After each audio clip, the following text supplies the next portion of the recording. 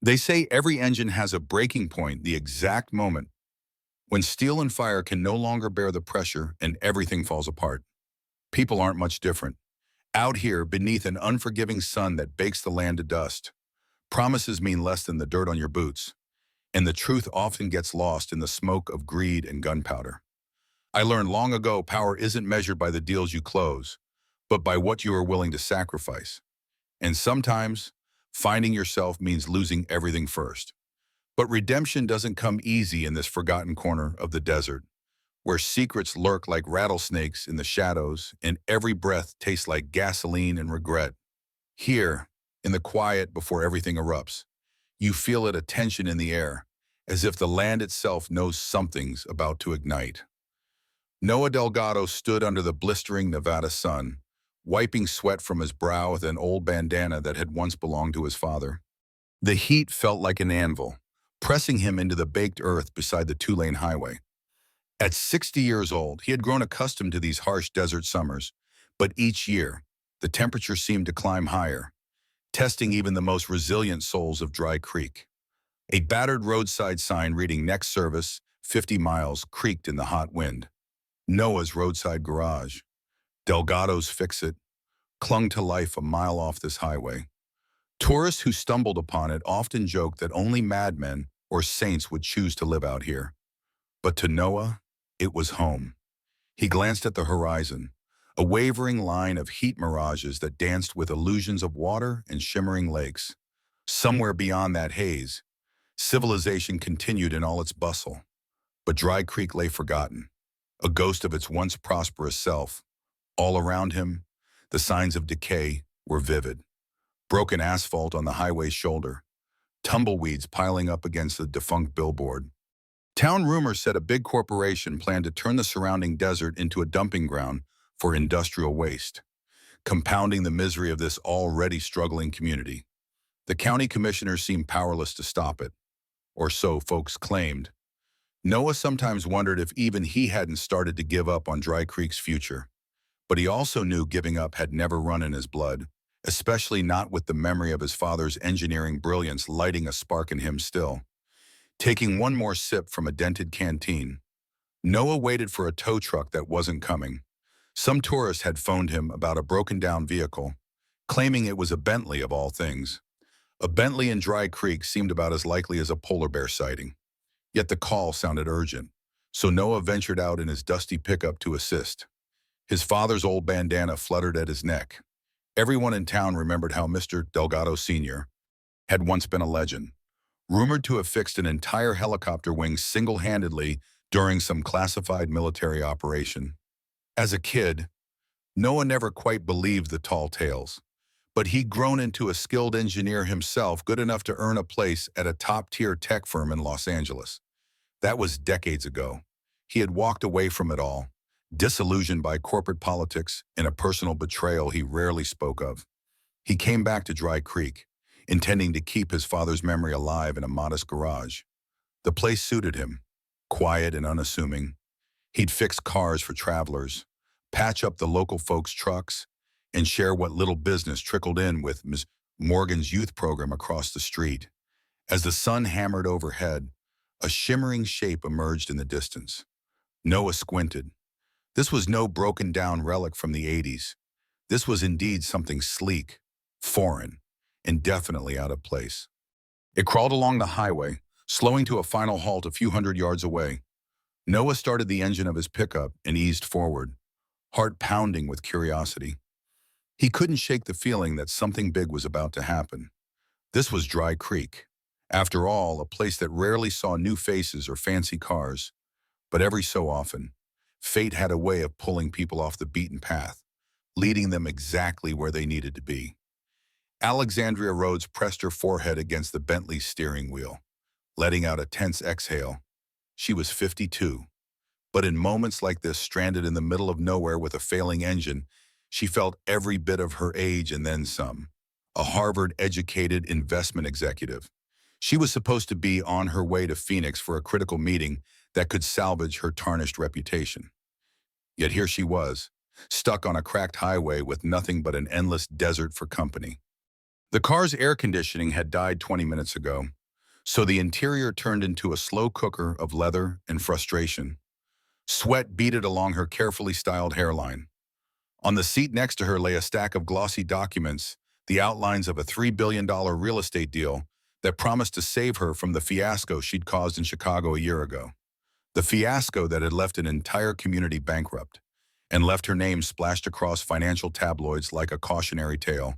Time was running out both for her career and for the precarious town she hoped to partner with. She glanced at her phone. No signal. Of course, yawn.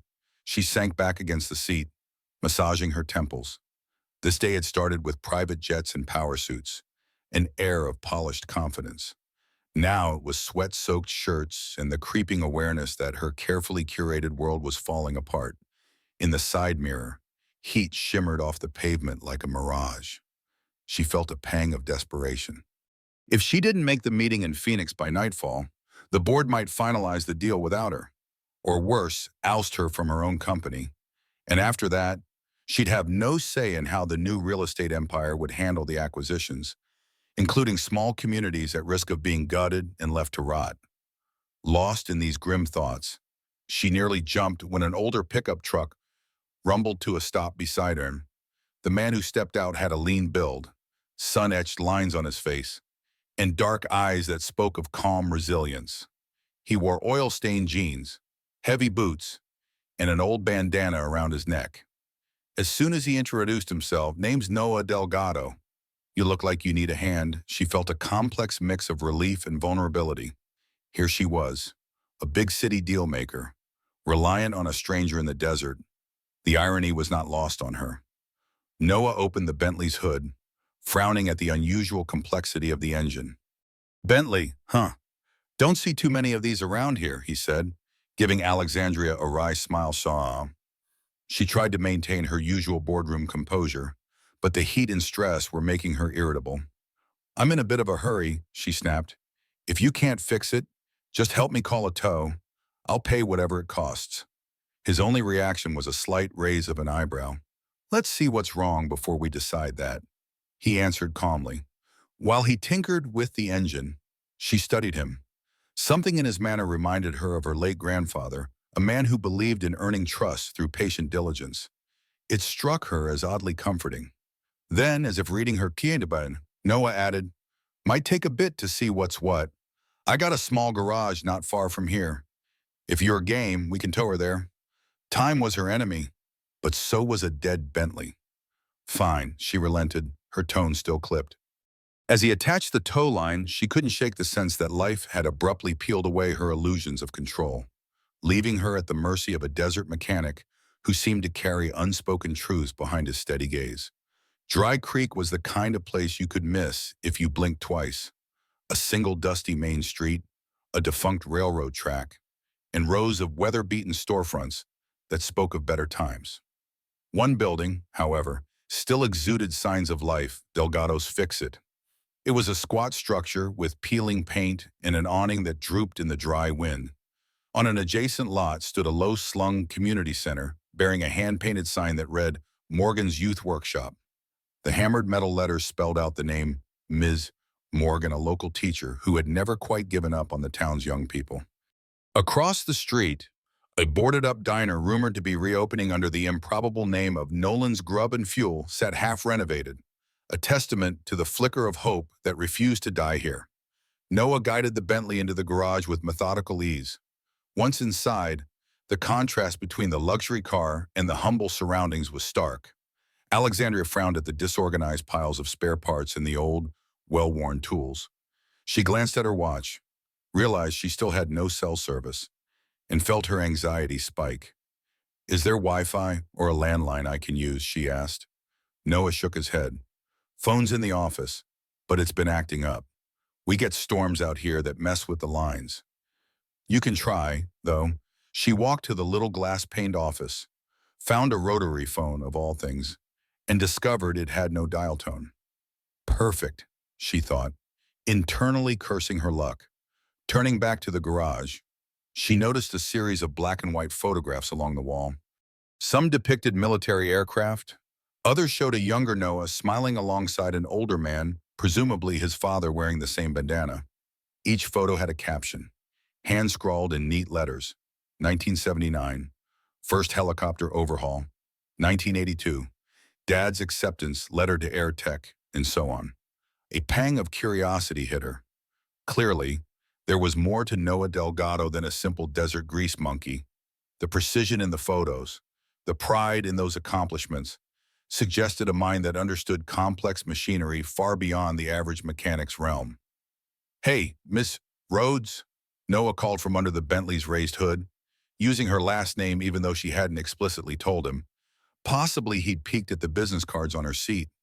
"This engine has some custom parts. Mind telling me who modified it?" She tensed, not wanting to reveal too much. "I've had multiple specialists handle it," she answered vaguely.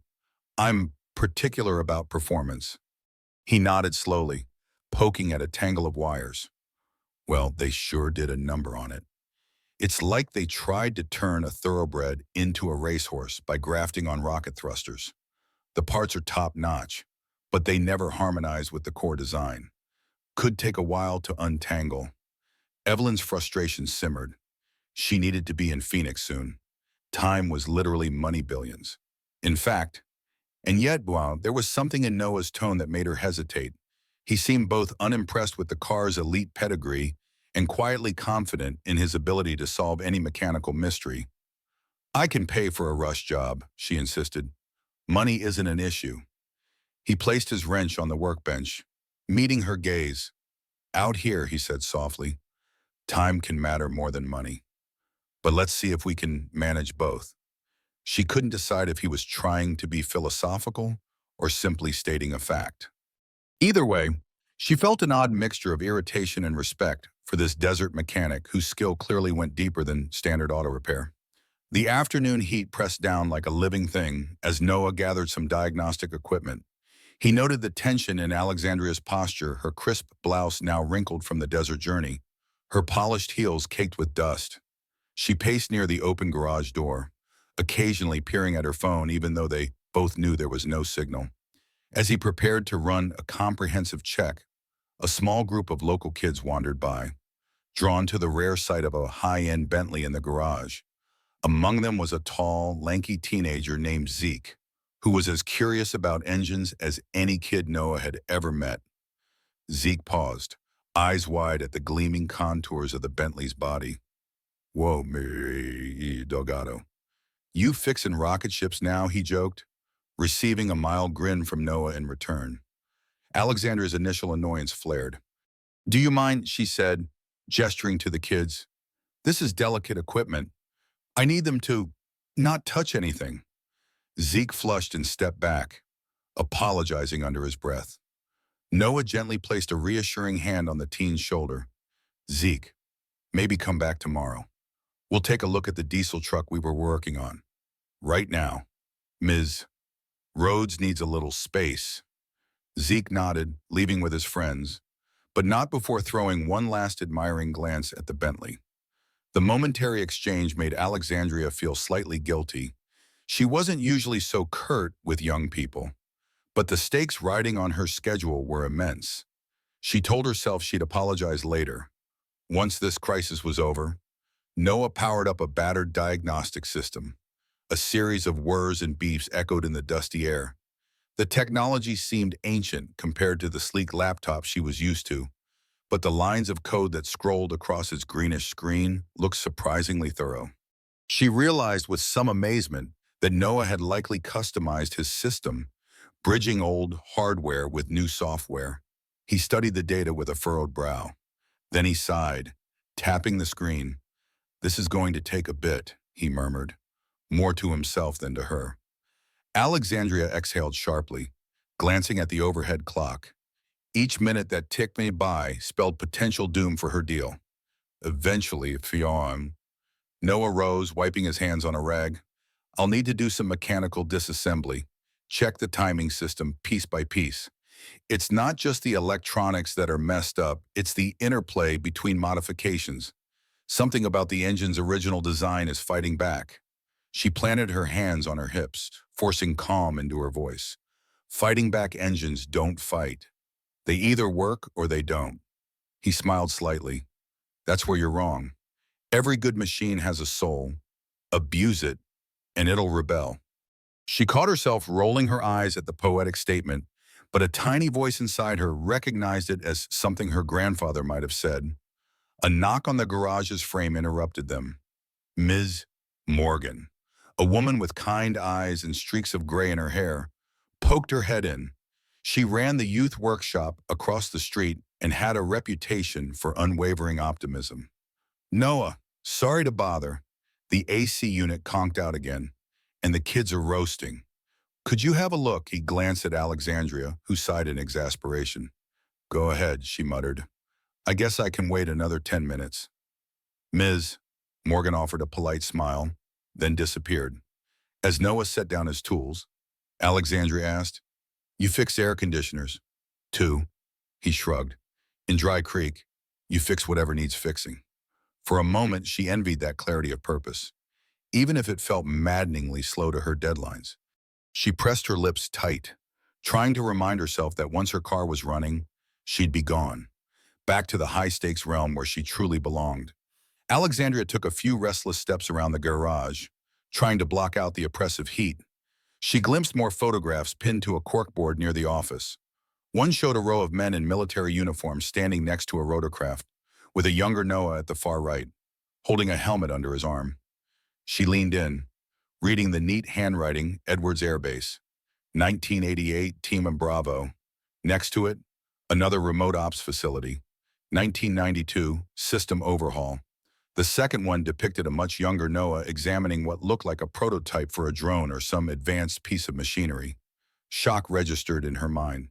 This was no ordinary mechanic.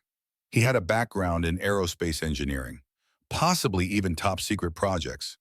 Her phone suddenly buzzed with a faint signal, snapping her out of the moment.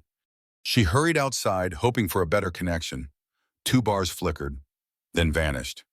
In the split second she had, a text preview from Leon Archer, her second in command at the corporate office, flashed on screen.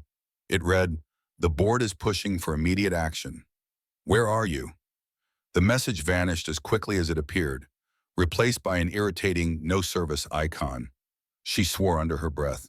Leon was the one person she'd relied on to keep the board in check while she hammered out this new multi-billion-dollar deal. He knew how important timeliness was. Her phone vibrated again, but the message refused to load. Behind her, the rumble of a generator sputtered to life. She turned to see Ms. Morgan's youth workshop building, where a handful of kids cheered as the air conditioning unit kicked in. Noah stepped out onto the makeshift porch, offering a thumbs up to Miss Morgan. Even from a distance, Alexandria could see his Morgan beam. For a flicker of a second, the scene tugged at something inside her, an ache of nostalgia for simpler times, or perhaps for a sense of community she rarely felt in corporate boardrooms. Before she could dwell on it, the heat assaulted her senses, reminding her of her real mission. Noah approached, wiping sweat from his neck. AC's patched up, he said. Now, let's get back to your Bentley. She followed him inside, scanning the area for any sign of that elusive cell signal. They reached the car, and he popped the hood again, rummaging through the tangle of high-performance modifications. You said multiple specialists worked on this, he asked.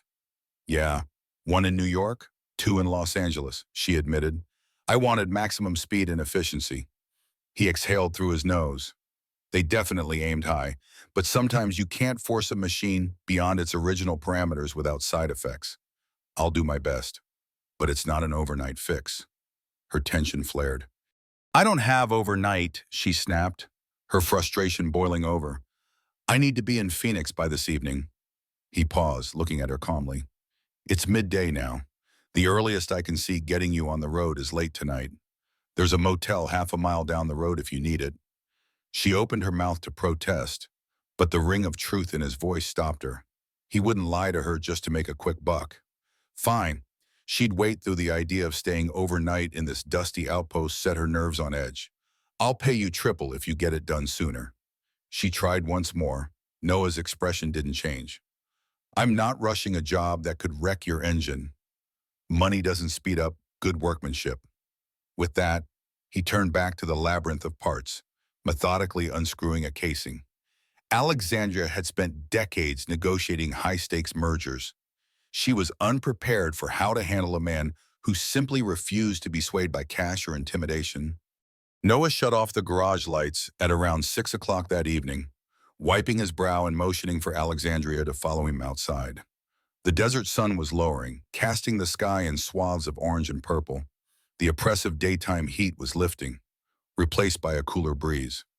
"We'll have to call it a day," he said, sounding tired but not defeated. "I've cleared a lot of the messy wiring. Tomorrow I can dive deeper. You want me to drop you at the motel?" She hesitated, her body screaming for a shower and air conditioning. But something about those drab motel walls made her cringe. "How safe is my car here overnight?" she asked, crossing her arms. Noah cocked an eyebrow. "In Dry Creek. We don't exactly have Grand Theft Auto sprees. She'll be fine." She hated how condescending she must sound. Yet she couldn't help it. She was used to bulletproof glass and private security in her usual circles. This deserted town felt like stepping into a time warp. Before she could respond, the rumble of engines caught both their attention. 3 black SUVs rolled down the dusty main street, their headlights cutting through the twilight. At first, Alexandria thought they might be tourists, though caravanning in SUVs seemed unlikely. Then a tightness clutched her stomach. Something about their slow approach and tinted windows set her on edge. The lead SUV stopped in front of the garage, and a man in a tailored suit stepped out. He had the posture of someone accustomed to exercising authority shoulders back, chin high. 2 similarly dressed individuals followed, flanking him like bodyguards. "Ms. Rhodes, we've been looking for you," the man said, ignoring Noah's presence. He glanced at the Bentley, then at her. "Your phone must be out of service. Mr. Archer sent us to ensure your safety and to expedite your travel." She felt a tremor of unease. Leon Archer was her second in command. Yes, but why would he dispatch such a group? They looked more like corporate enforcers than helpful colleagues. She forced a polite smile. "Cell towers are spotty," she replied. "I'm fine. My car's being worked on. I'll be leaving soon." The man's expression hardened slightly. "Mr. Archer is concerned about delays. The board might vote without you if you don't arrive on time." He shot a glance toward Noah, who had begun to fold his arms defensively. Noah spoke up, voice steady. "If you're from Ms. Rhodes's company, I hope you understand that her car isn't drivable yet. It'll be ready when it's ready." The man made a show of looking around the shabby garage, a disdainful curl at the corner of his mouth. "Perhaps we should arrange a tow to a more capable facility."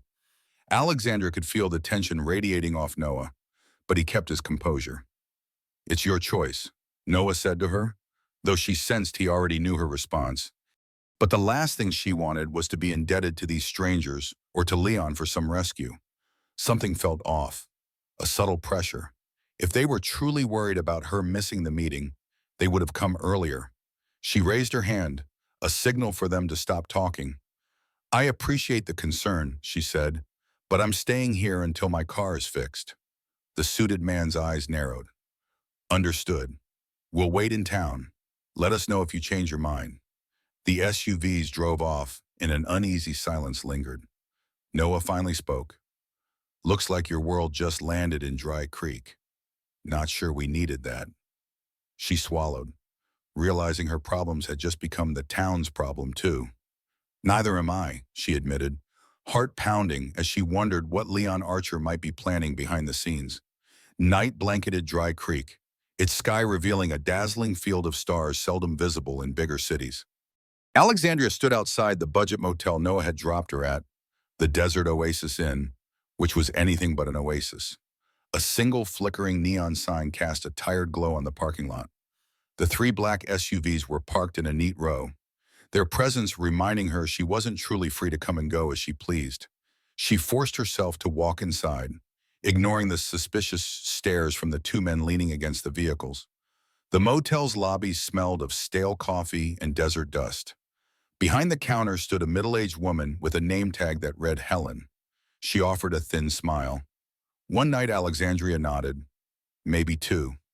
She paid in cash a lesson learned from her big city experiences and headed upstairs, the uncarpeted steps creaking under her heels. Once in the room, she kicked off her shoes and let out a long, weary sigh. The walls were pale yellow, the furniture mismatched and worn. But it was clean enough, and the AC unit under the window hummed with a comforting consistency. She peeled off her business attire and stepped into a cold shower, letting the water wash away the sweat and dust, along with some of her pent-up frustration. The meeting in Phoenix was scheduled for tomorrow afternoon. If her Bentley wasn't ready in time, she might lose control of a massive development deal that could shape her entire future.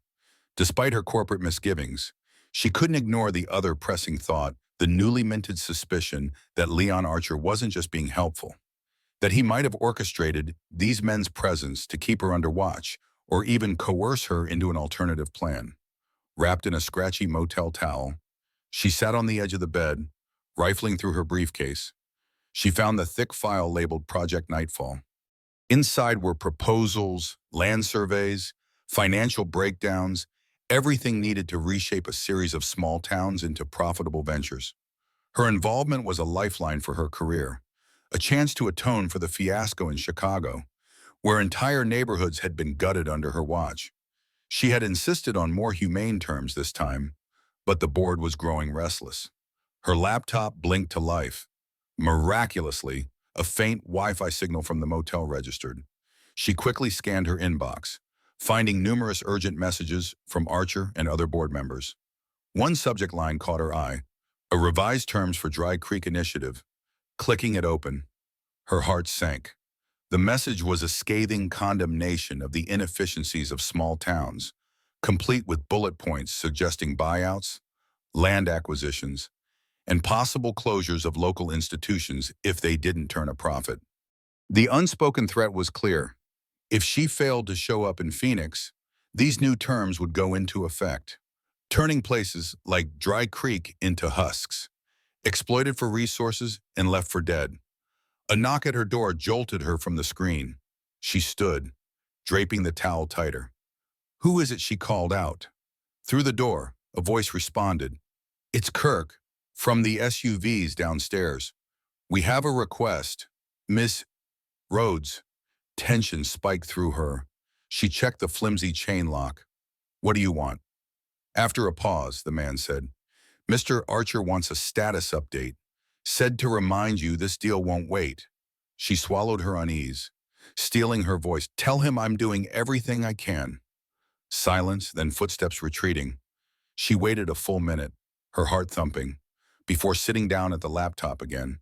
She scrolled back to the last lines of that chilling email, then closed it. Tomorrow, she decided, she would get to the bottom of what was really going on. With or without that Bentley running, she was done letting other people shape her destiny without a fight. Early morning light crept through the thin curtains of Alexandria's motel room, painting the walls in a soft, dusty gold. She rose with a sense of renewed determination. If Dry Creek was about to become a target in the corporate crosshairs, she wanted to see more of it beyond just the roadside garage and the motel. She threw on a pair of jeans, a simple blouse, and sturdy sneakers she'd packed for emergencies. Today qualified as one. Stepping outside, she found the SUVs still there, though only one man loitered about, looking half asleep, keeping a calculated distance. She walked down the gravel road that formed the town's main street. It was early, so most businesses were still closed. She passed a faded diner sign, Nolan's Grub and Fuel. According to the paint, the interior was dark, chairs flipped on tables. Farther down, a boarded-up grocery store with a sign that read "Closed indefinitely."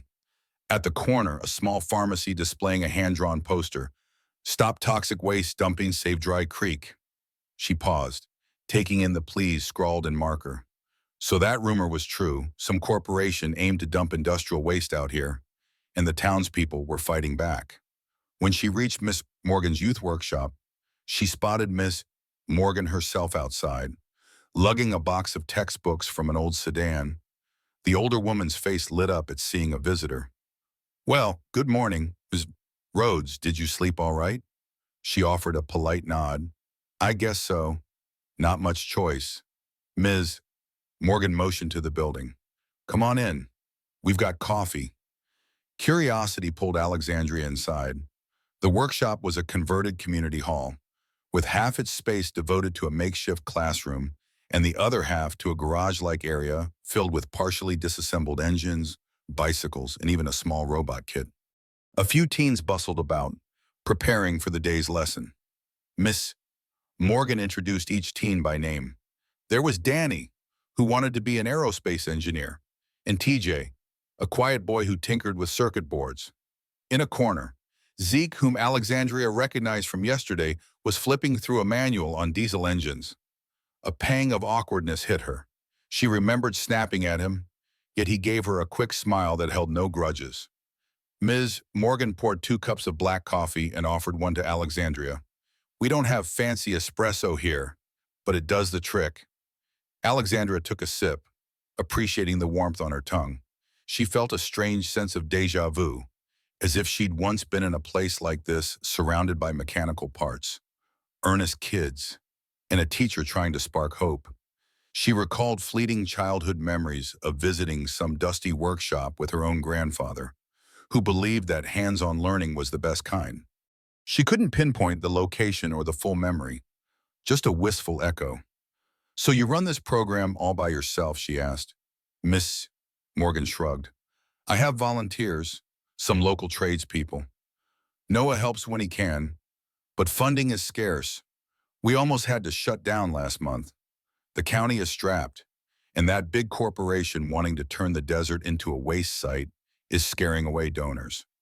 Alexandria ran a hand over the nearest workbench. She saw potential in these kids, in the raw curiosity shining in their eyes. They deserve better than a town on the verge of becoming a dumping ground. The coffee tasted bittersweet as she took another sip. She opened her mouth, about to share something encouraging, but the words caught. She wasn't used to being the encourager. She was always the deal closer, the pragmatist. Still, she managed. I'm sorry you're facing that. It's not right, Ms. Morgan patted her arm gently. We do what we can. In times like these, small acts of help matter more than big promises. The sentiment lingered as Alexandria left, her mind swirling with the realization that maybe she'd been chasing the wrong goals for far too long, walking toward Delgado's Fix-It. Alexandria noted how the early morning sun gave Dry Creek a fleeting aura of vibrancy. The battered storefronts and dusty roads seemed less bleak under this soft light. She spotted Noah already at work in the open-air portion of his garage, standing beside her Bentley with tools laid out like a surgeon's instruments. He wore the same bandana around his neck, but his denim shirt was different, a reminder that today was a fresh start. She approached, half expecting him to greet her with that calm, even tone. Instead, he gave her a nod, gesturing for her to come closer. I didn't expect you this early, he said, voice raspier than usual. Probably from working late the night before. She shrugged. I wanted an update. Can you fix it by noon? He let out a slow breath. Noon. Probably not, but I've made progress. He tapped a compact module nestled among the Bentley's wires. This custom controller was causing all sorts of voltage spikes. I've rewired it to align with the original specs, but I need to run a stress test. Her heart sank. Stress test. How long? A couple of hours at least. She clenched her jaw. Every second was another blow to her professional future, yet she couldn't bring herself to blame him. He was doing the best anyone could under the circumstances. She glanced around to ensure none of the black-suited men were lurking. By the way, those people from last night, did they talk to you after I left? He gave a curt nod. They came asking if I could expedite things. Offered me a big sum if I'd just patch it up enough for you to drive to Phoenix, but that would risk major engine damage. He paused, eyeing her. I told them no. Figured you'd rather have it done right. The corner of her lips twitched into something like a smile. For once, someone wasn't willing to compromise just because money was waved in front of them. Thank you, she said quietly. He waved off her gratitude, returning his focus to the tangle of parts. From behind the Bentley, she saw Miss Morgan emerge with Zeke in tow. Morning, Noah. I thought we might borrow your knowledge for a quick demonstration on fuel injection. Ms. Morgan explained. Zeke looked eager, holding a notebook and pen. Noah hesitated, glancing at Alexandria. She remembered their conversation the day before in Dry Creek. You fix whatever needs fixing. Now it made sense. He wasn't just an isolated mechanic. He was a pillar of a community that leaned on him for guidance, knowledge, and tangible support. It'll only be 15 minutes, Ms. Morgan promised. Alexandria watched the interplay, Zeke's hopeful expression, Ms. Morgan's request, Noah's internal weighing of time. Finally, Bob. He nodded. Sure thing, Ms. Rhodes, he said, turning to her. I'll run the stress test right after. In the meantime, you can watch or maybe get some coffee. She almost bristled at being pushed aside, but reason prevailed. The workshop was the heart of this place, and in a way, she was an uninvited guest. I'll stick around, she said quietly. Might learn something. Noah pulled out an old but meticulously maintained cutaway model of a fuel injector. Zeke watched, rapt, as Noah explained how fuel needs to be atomized properly and how small changes in pressure could lead to big changes in performance. Alexandria found herself strangely captivated. 2. Something about seeing mechanical systems laid bare reminded her of why she once cared about things beyond profit margins. She cast a glance at Ms. Morgan, who had a gentle smile on her face, as if to say, isn't this what community is all about? Maybe it was, and maybe, she realized, she'd been missing a piece of that all her life without knowing. Noah's brief demonstration morphed into a half-hour tutorial as the workshop kids gathered around, asking question after question. Even Alexandria found herself listening with surprising interest. Zeke, in particular, was full of technical queries, probing the details of pressure differentials and nozzle designs. Ms. Morgan occasionally chimed in with parallels to everyday life, like how small changes in attitude can yield huge changes in outcomes. The parallels weren't lost on Alexandria, though she felt oddly exposed thinking about her own life shifts. She checked her watch again, each minute making the pit in her stomach grow deeper. She had a date with corporate destiny, but was stuck in a desert town that seemed determined to show her a different path. As soon as Noah wrapped up the session, he ushered Alexandria back to the Bentley. Let's run that stress test. He attached wires and sensors, then fired up the engine. The purr that came forth was smooth at first. A wave of relief washed over her. If the engine was working well, she might just get on the road in time to salvage everything. But about 5 minutes into the test, a jarring clank caused the engine to sputter. Alarms beeped on the monitor. Noah killed the ignition. Damn it, he muttered. Some deeper misalignment. He walked her through the data, pointing out how a certain valve was failing under higher RPMs. This part, he said, tapping the screen, it's not stock, and it's not even Bentley certified. I might have to fabricate a workaround or reorder an original piece. Her frustration boiled over. That'll take days, she hissed. I don't have days. Mr. Delgado, sensing her anxiety, he held up a hand. Let me think. I might be able to do a custom fix with my lathe if I can find a similar part. Without waiting for her response, he rummaged through shelves of metal spares. Alexandria swallowed the urge to explode. Instead, she looked away, trying to collect herself. Her entire career pivoted on the next few hours. She recalled reading an article about small-town life once, how time seemed to stretch differently. Now she felt trapped by that very phenomenon. A light knock on the open garage door diverted her attention. To her surprise, it was Kirk, the man from the SUV last night, standing there with an expression that bordered on apologetic. Miss Rhodes, he said softly, we need to talk. She glanced at Noah, who was still busy rummaging, then stepped outside. Kirk lowered his voice. Leon Archer is pushing for a remote vote this afternoon.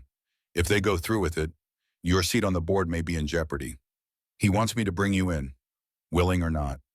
Her stomach twisted. Willing or not, that sounded dangerously close to a threat. Kirk's face was unreadable. I'm just following orders. But if I were you, I'd consider coming with us. We could have you in Phoenix by noon in one of our vehicles. She thought about leaving the Bentley behind, letting Noah finish the job whenever he could. It was possible, but a pang of distrust surfaced. Why were they so determined to control her travel? Tell Leon I'm staying until my car is fixed, she said. I'll find my own way if I have to. Kirk sighed, nodding once. Your call, Ms. Rhodes. But don't say I didn't warn you. He walked away, leaving her with a new layer of dread. She couldn't help but feel like a pawn in a game she barely understood.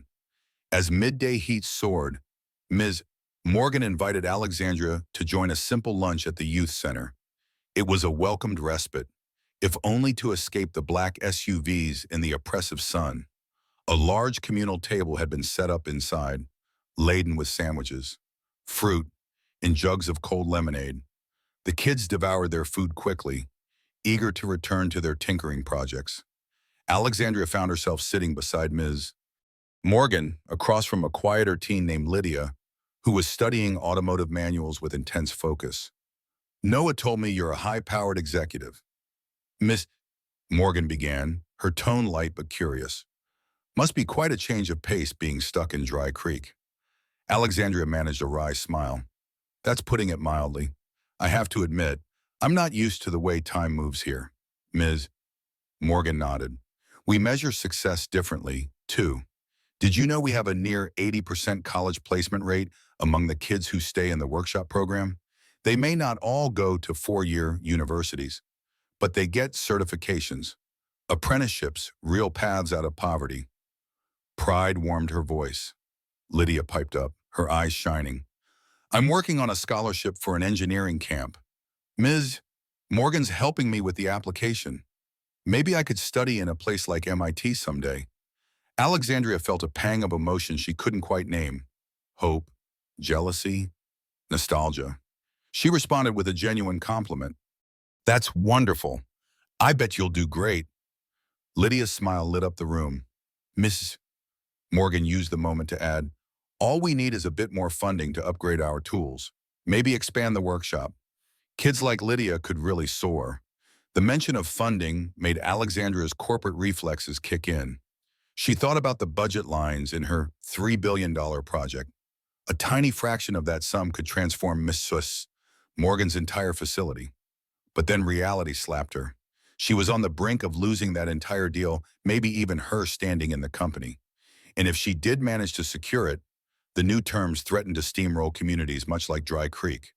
She said nothing, focusing instead on nibbling her sandwich, feeling the silent tension between what was moral and what was profitable. A group of teens finished eating and rushed off to gather around something outside. Ms. Morgan craned her neck to see, then chuckled. Sounds like they're peeking at that fancy Bentley again. It's quite the attraction. Folks don't see many cars like that around here. Alexandria set her cup down. I'm starting to feel like a traveling sideshow, she muttered. I'm only here because it broke down. Miss Morgan patted her hand.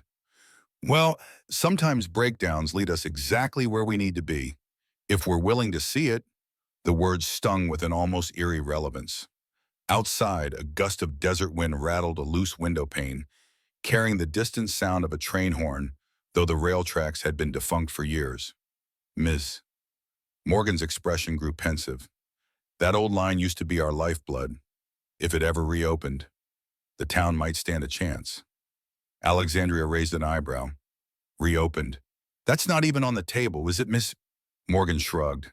We can dream. As the lunch wrapped up, Alexandria realized that every conversation she had here pulled at her heart, challenging her well-honed corporate detachment. She caught sight of her reflection in the window. For the first time in years, she saw not just a power broker, but a person uncertain about which path truly led forward. After lunch, Alexandria made her way back to Noah's garage, bracing herself for the latest update. The clang of metal against metal echoed from inside, accompanied by the low hum of a lathe. She stepped in to find Noah carefully shaping a small, cylindrical component, sparks dancing around him. His eyes flickered with concentration as he cut through steel with slow, deliberate motions. When he finished, he set the piece aside and met her gaze. "I think I've got what we need," he said. "It's a custom variant of the original part. Not perfect, but it might hold up." Hope fluttered in her chest, warring with skepticism. "And if it doesn't," she asked. Noah shrugged. "Then we try again. But I've got a good feeling." He gestured toward an array of wrenches, each meticulously arranged. "Hand me the half-inch, would you?" She froze. She hadn't been asked to assist in a menial task like that in years. Usually, people rushed to serve her. Tentatively, she grabbed the correct wrench and handed it over. "Thanks," he said simply, as though it were the most natural thing in the world. They worked side by side for the next half hour, her passing tools, him integrating the new part. She found it oddly therapeutic, focusing on each bolt, each motion. The mechanical process grounded her, pulling her away from the swirl of corporate fiascos in her mind. "Finally, Pa." He connected the last wire and straightened up. "Let's test it," he announced. The moment of truth. She held her breath as he turned the key. The engine sputtered, then roared to life. At first, it sounded smooth. Alexandria's hopes soared, but within minutes, a high-pitched whine emerged, followed by more sputtering. Noah's face tightened, and he killed the ignition. "Still got a gremlin in there," he muttered. Frustration clawed at her. "So that's it? We're stuck again." He looked almost apologetic. "I might have miscalculated. I'll try a different angle. There's a metal supplier in the next town, Carson's Freight. They might have a part closer to factory specs." Alexandria realized her chest was tight. She exhaled slowly. "How long does that take?" "It's about an hour's drive each way. If I hurry, maybe less." She glanced at the overhead clock reading nearly 2 p.m. "I'm doomed," she breathed, thinking of the Phoenix meeting. "They'll vote without me. The entire board wants me out." Noah turned off his lathe, dusting off metal shavings. "Only you know how important that meeting is. You could ride with those men in the SUVs. At least you'd get there." The idea churned her stomach. "I don't trust them," she admitted. "I don't trust my own second in command. Apparently, everything's twisted. I either let them control me or risk losing everything." Noah regarded her for a moment. "Sometimes losing everything is the only way to see what really matters." She scoffed. "That's easy to say when you're not the one with $1 billion deal on the line." He nodded, conceding the point. "All I can do is fix this engine. The rest is on you." She pressed her lips together, eyes drifting to the corner of the garage, where a dusty photograph showed a younger Noah standing in front of a large corporate facility. The sign read, Altora Aeronautics. She remembered reading about that firm, one of the biggest aerospace contractors on the West Coast. Why had he left? Her mind buzzed with questions, but she couldn't muster the energy to ask. Right now, she had a bigger puzzle: how to balance the precarious fate of Dry Creek, her own career, and the intangible sense that something monumental was on the horizon. As Noah headed to clean up, she stood there listening to the silence left by the stalled engine, wondering if perhaps the real part needing repair wasn't under the hood, but inside herself. Noah hopped into his pickup truck, ready to head toward Carson's Freight for the elusive part. Alexandria decided to follow him in the passenger seat.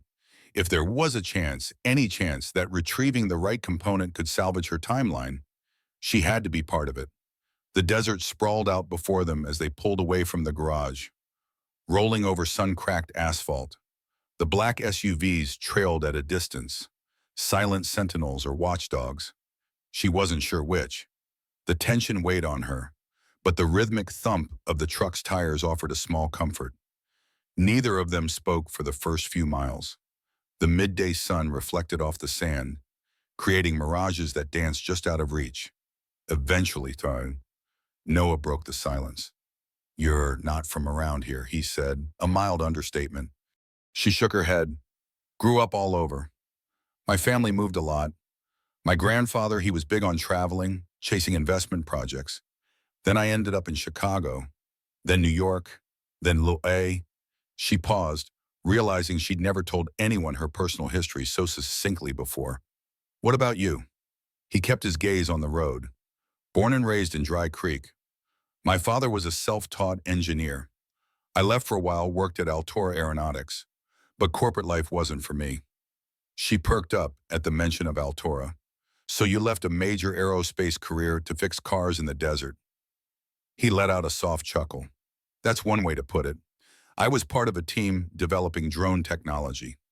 Let's just say I had some moral qualms about how that tech was being used. Walked away, came back home.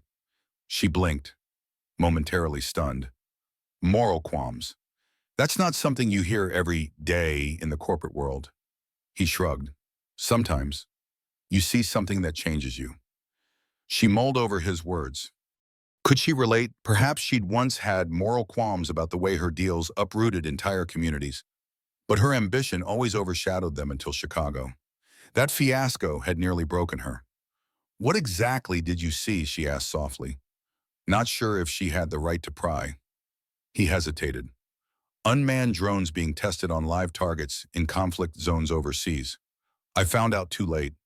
My work was fueling something I couldn't stand behind. A solemn hush fell between them. The desert wind blew sand across the hood, swirling in ephemeral patterns. Carson's freight appeared as a cluster of prefab buildings in the distance.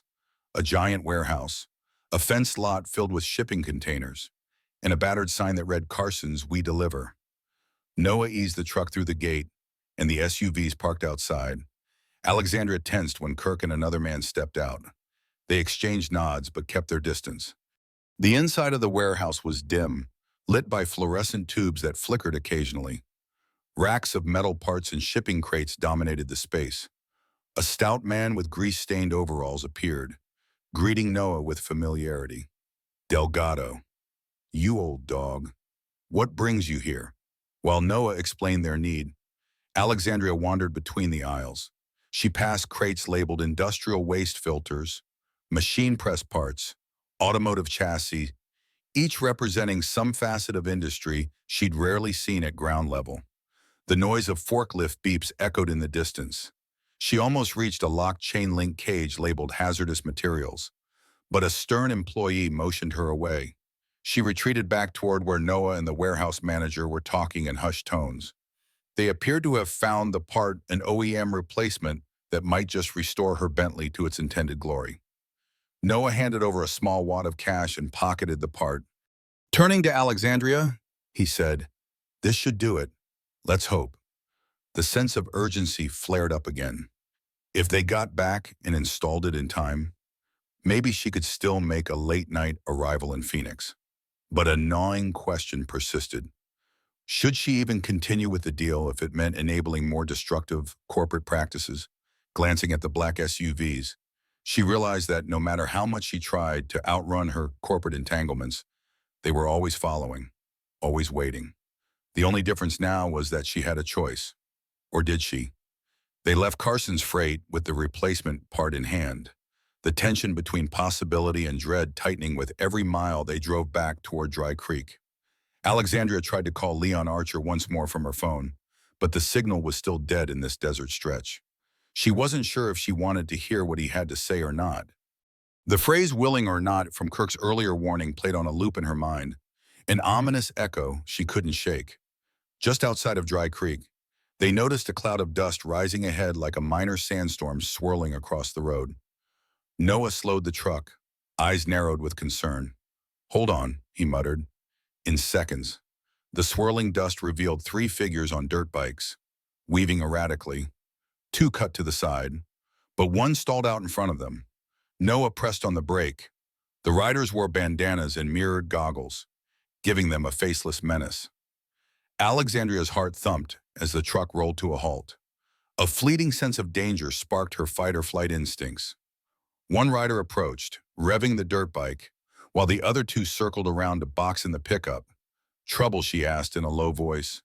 "Could be," Noah replied, carefully removing the keys from the ignition. Kirk and his partner had pulled up behind them in the SUVs. They, too, stepped out cautiously, hands drifting near their waistbands as though they might be armed. For a tense moment, no one spoke. The desert air felt electric. Finally, the lead biker lifted his goggles. revealing a young man's face twisted in a scowl. "You Delgado," he spat. Noah nodded. "That's me. Heard you've been messing with plans. Some folks around here say you're meddling in business that doesn't concern you." Alexandria glanced at Noah, bewildered. "What's he talking about?" she whispered. Noah kept his gaze steady on the biker. "If by messing with plans, you mean helping folks fight that waste-dumping proposal, then yeah, I guess I am." The biker revved his engine in annoyance. "Town can't fight the inevitable. We got people high up who want this desert." The second biker chimed in. "And they pay us good money to keep troublemakers in line." Kirk took a step forward, flashing a corporate ID. "We're not with Delgado. We're with Ms. Rhodes's company." "There's no need for conflict here." The bikers snickered, as if a mere ID meant nothing to them. The third biker circled around, eyeing Alexandria. "Let's see what she's got," he growled. Fear jolted through her. She felt for the door handle, ready to lock it. But the sudden roar of an engine made everyone turn. Another truck barreled up the road, horn blaring. The bikers, outnumbered now, glanced at each other, then peeled off in a burst of sand, leaving the scene as quickly as they appeared. Noah exhaled, tension draining from his shoulders. Kirk's partner cursed under his breath. "What the hell was that?" he muttered. "Local muscle. Probably paid by whoever stands to gain from the waste dump." Noah said, "Dry Creek might look dead, but there are always vultures circling." Alexandria stared after the disappearing bikers, her heart pounding. She'd spent her life navigating corporate sharks, but these were desert predators of a different stripe. The plans they referred to might tie directly into the new terms for local real estate developments.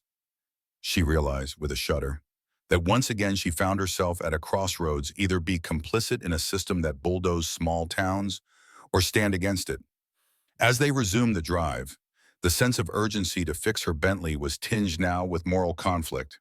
Getting to Phoenix might help her keep her corporate power, but at what cost? And if she lost that power, could she save Dry Creek from men like these bikers and from the bigger fish that paid them?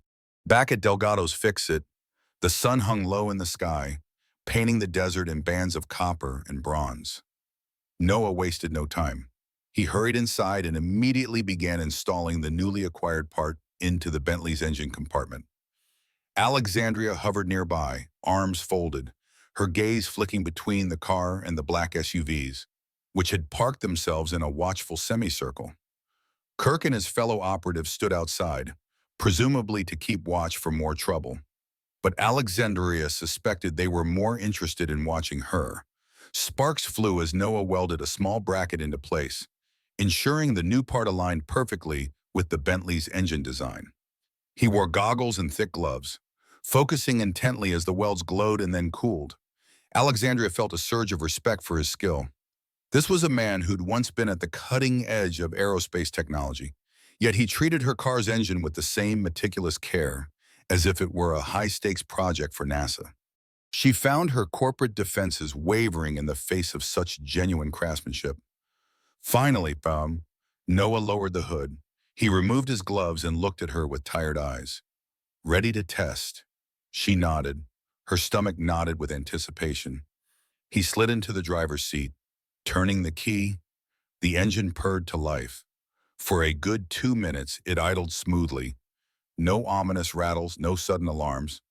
Then he revved it gently, building up to higher RPMs. It remained steady. A silent wave of relief washed over Alexandria. Maybe, just maybe, she could make it to Phoenix tonight. "Looks good," Noah said, cutting the engine. "I'd still like to run a highway test, but if you're in a hurry, you can do that on your way out of town." She shot a glance at the clock on the garage wall, 6:15 swim. If she left right now, driving through the night, she could reach Phoenix by midnight. The meeting was scheduled early tomorrow, so she'd have at least a few hours to rest and prepare. Kirk and the other operative ambled over, hearing the engine's smooth hum. "We'll escort you," Kirk offered, his tone slightly more polite. "Make sure you get there safely." A swirl of emotions churned in her. She looked at Noah, at Ms. Morgan's workshop across the street with lights glowing in the window, at the teens inside who believed in second chances. She felt the new part in her car was a metaphor for what this town needed, the right piece in the right place to function at full potential. "Thank you," she said to Noah, voice thick. She wanted to say more, that she admired his integrity, that she wished things could be different, but the words stuck in her throat. He simply nodded. "Drive safe. If it starts acting up again, call me." They both knew she wouldn't have a reliable signal until she hit the outskirts of a bigger city. "I mean it," he added. She mustered a half smile. "I will." Gathering her things, she slipped into the Bentley seat. The leather felt cold against her back, a stark contrast to the heat of the day. She turned the ignition, the engine rumbling confidently. With a final nod to Noah, she eased out of the garage. The black SUVs fell in behind her, a small convoy heading toward the horizon where the sun was just beginning to dip below the desert plain. As she left Dry Creek, she caught sight of the old railroad tracks, the empty diner, and Ms. Morgan's dedicated workshop. Unbidden, a thought rose: maybe, once her crisis was resolved, she could come back, do something for this town. But first she had to face the corporate storm in Phoenix. With the desert wind whipping past, she pressed the gas pedal, determined to meet her fate head-on, yet uncertain whether she was racing toward salvation or a new kind of disaster. Alexandria drove through the desert night, pushing the Bentley's freshly repaired engine as far as she dared. Behind her, the three black SUVs maintained a steady distance, headlights piercing the darkness like hungry eyes. She tried not to think about them, tried to focus instead on the miles ticking by on her dashboard and the sense of urgency that pulsed through her veins. Ahead lay Phoenix, shimmering in the far distance as a glow against the star-strewn sky.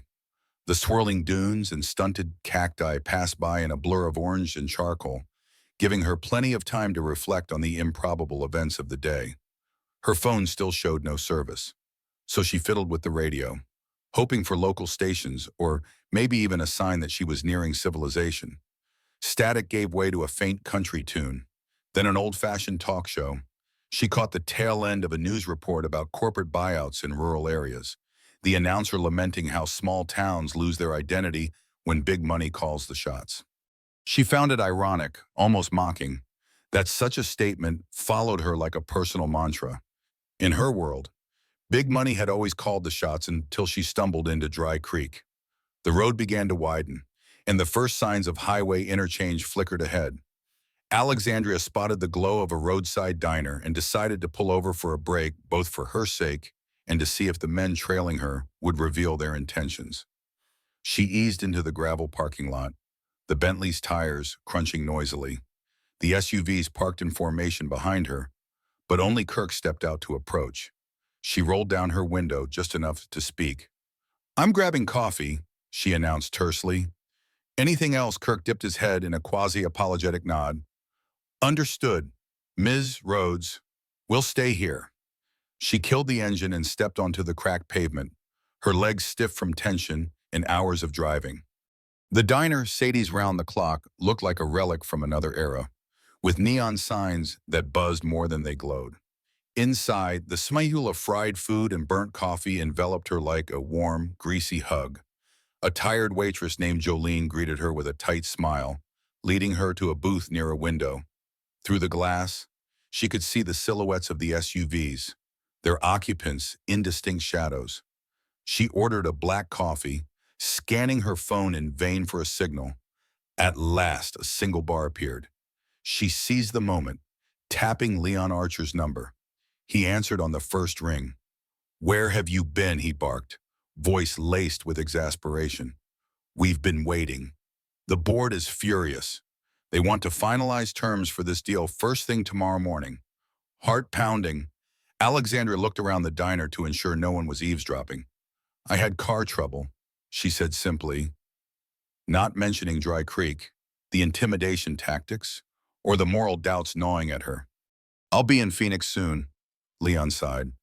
"We can still salvage this if you arrive on time and back the new terms. But if you keep fighting them, they were ready to vote you out. Understand?" She swallowed, recalling the chilling bullet points in that email, how smaller communities might be streamlined, for maximum profit. I understand. She lied.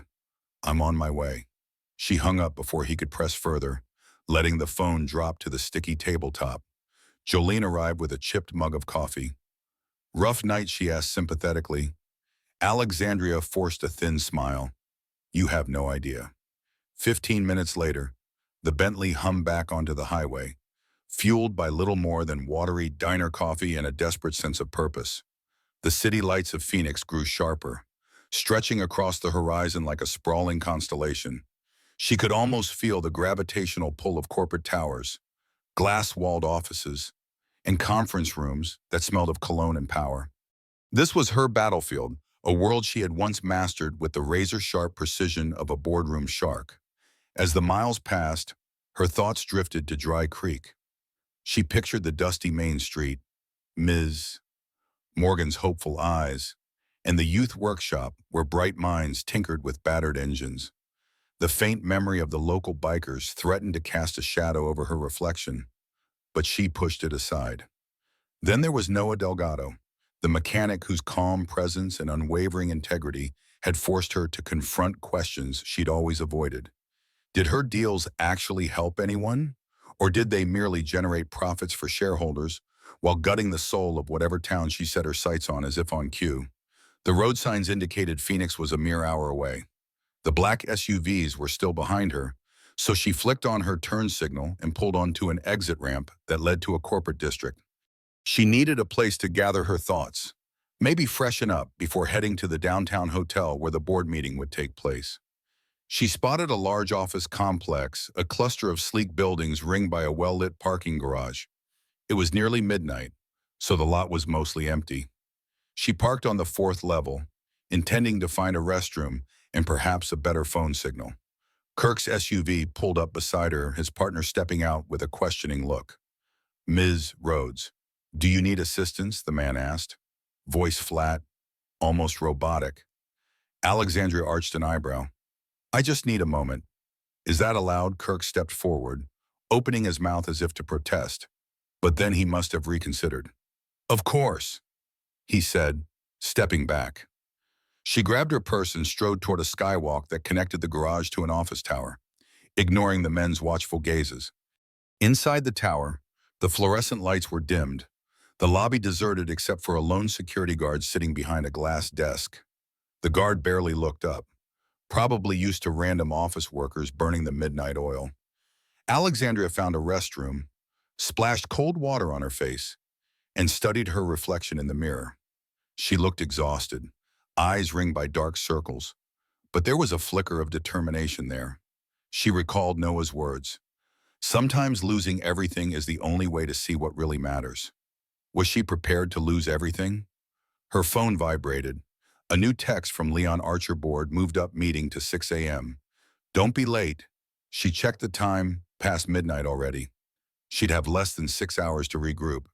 Maybe catch a nap if she was lucky. And what about the new terms? The ones that threatened to turn small towns like Dry Creek into wastelands. She closed her eyes, feeling a knot in her chest. There was still time to do something she wasn't sure what, but the thought of returning to her old ways made her stomach churn. She pictured Ms. Morgan's hopeful expression, Zeke's questions about fuel injection, Lydia dreaming of MIT. These were lives and futures, not just numbers on a spreadsheet. Taking a deep breath, she steeled herself. If she was going down, she'd go down fighting for something that mattered. By 2 a.m., Alexandria had checked into a swanky downtown hotel frequented by corporate elites, the kind of place with marble floors and a discreet staff trained never to ask questions.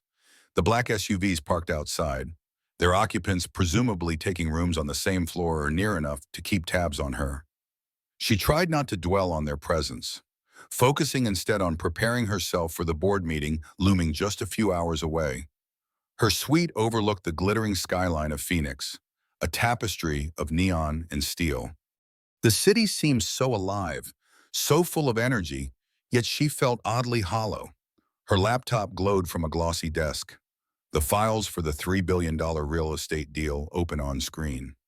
She skimmed through the clauses, each line reminding her that numbers weren't the only stakes.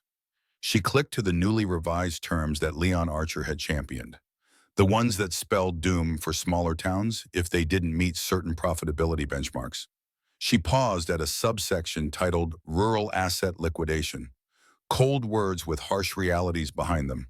She thought of calling Noah Delgado. The urge was so strong that she picked up her phone, scrolling for a number she hadn't even saved. Then she remembered the call likely wouldn't go through. And besides, what would she say? Hi, thanks for fixing my car. Also, can you teach me how to save your entire community from corporate greed?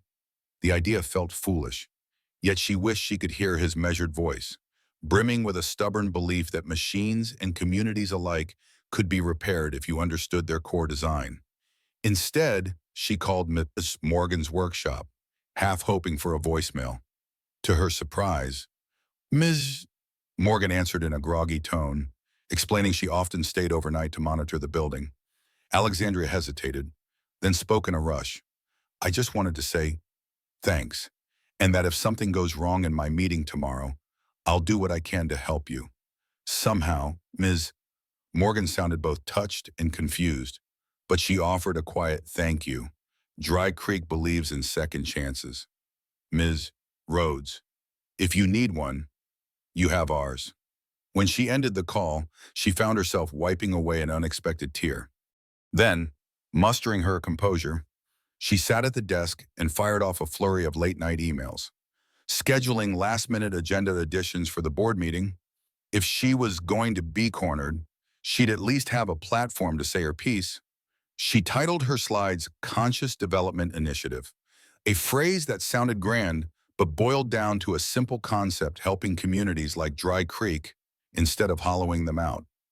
At 4 a.m., exhaustion tugged at her, but adrenaline kept her eyes open. She slumped back on the plush bed, phone clutched in her hand. The city lights taunted her with their promise of comfort and success, and for a brief moment, she almost felt nostalgic for the desert's raw honesty. Her phone buzzed with a text from Leon. Meeting confirmed. 6 a.m., boardroom A. Bring your best game face. She didn't respond, just set an alarm for 5 a.m. She closed her eyes, mind abuzz with conflicting images. Morgan's workshop, swirling dust devils, corporate suits in a sterile meeting room, then drifting into uneasy sleep. She wondered if by sunrise she'd still have a career, or if she'd discover that losing her position was the only path to saving what truly mattered. Alexandria's alarm blared at 5 a.m. She woke from a restless sleep, hazy nightmares of desert bikers merging with the corporate boardrooms. She showered quickly, donned a tailored navy suit, her armor in the corporate battlefield, and pinned her hair into a tight chignon. Her reflection in the mirror looked poised, but her stomach churned with nerves. She grabbed her laptop and documents, then headed down to the lobby, where Kirk was already waiting, looking as composed as ever. Ready, Miss Rhodes, he asked, his voice all professional courtesy. She gave a stiff nod, and they rode together in one of the SUVs to the towering headquarters of Sunderland Capital, the company she had helped build from the ground up.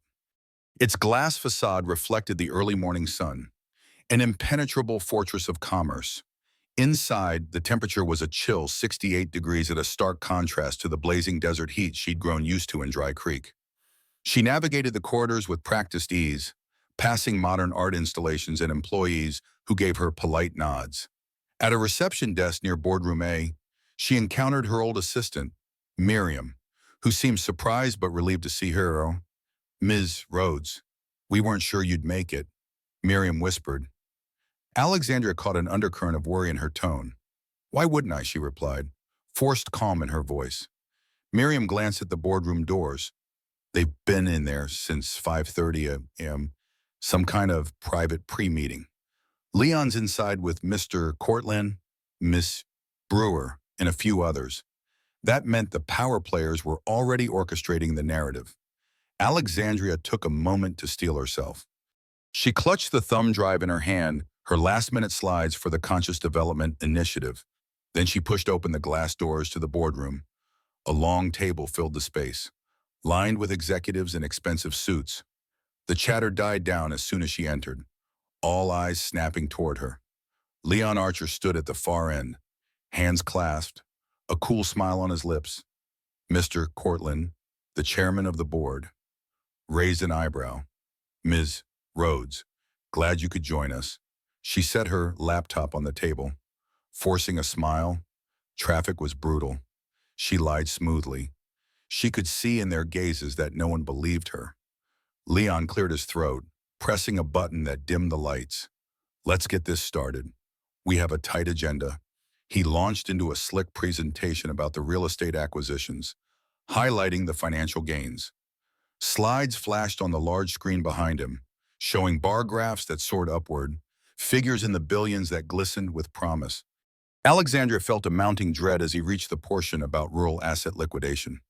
The bullet points were blunt, non-profitable zones subject to immediate divestiture or repurpose for industrial usage, including waste disposal.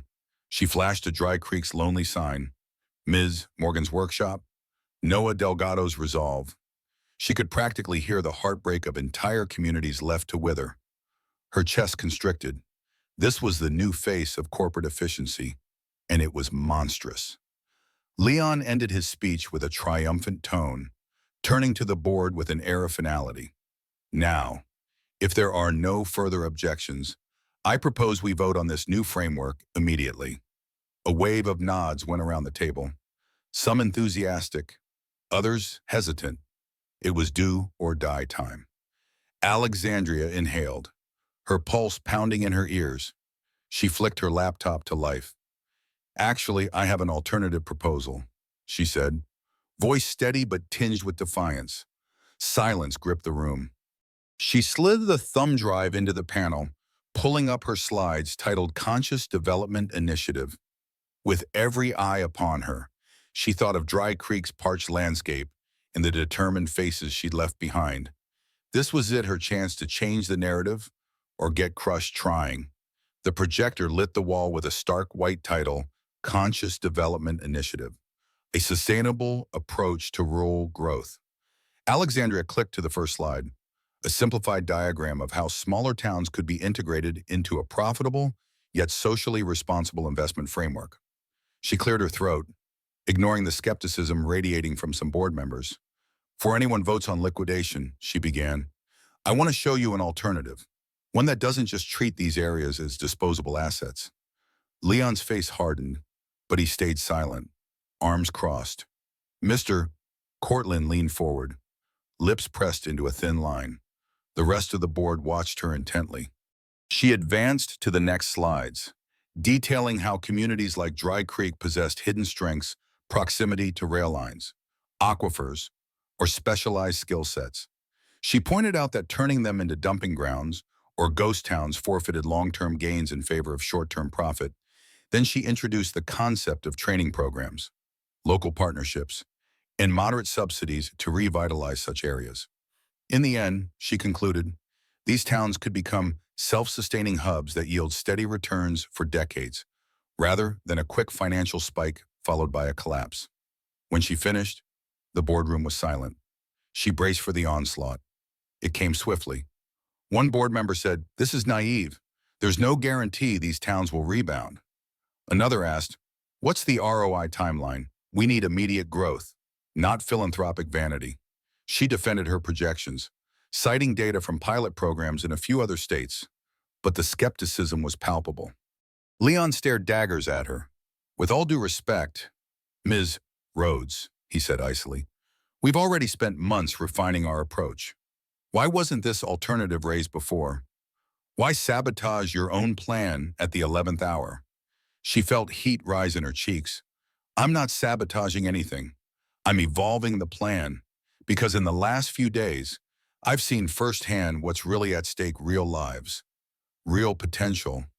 Her voice shook slightly. We can't just bulldoze communities. We have a moral obligation. Leon cut her off with a sharp laugh. We're a business, not a charity. Morality is a luxury. A few board members nodded in agreement, while others looked uneasy, torn. Mr. Cortland tapped a pen on the table, eyeing them all. Gentlemen, let's keep this civil. Ms.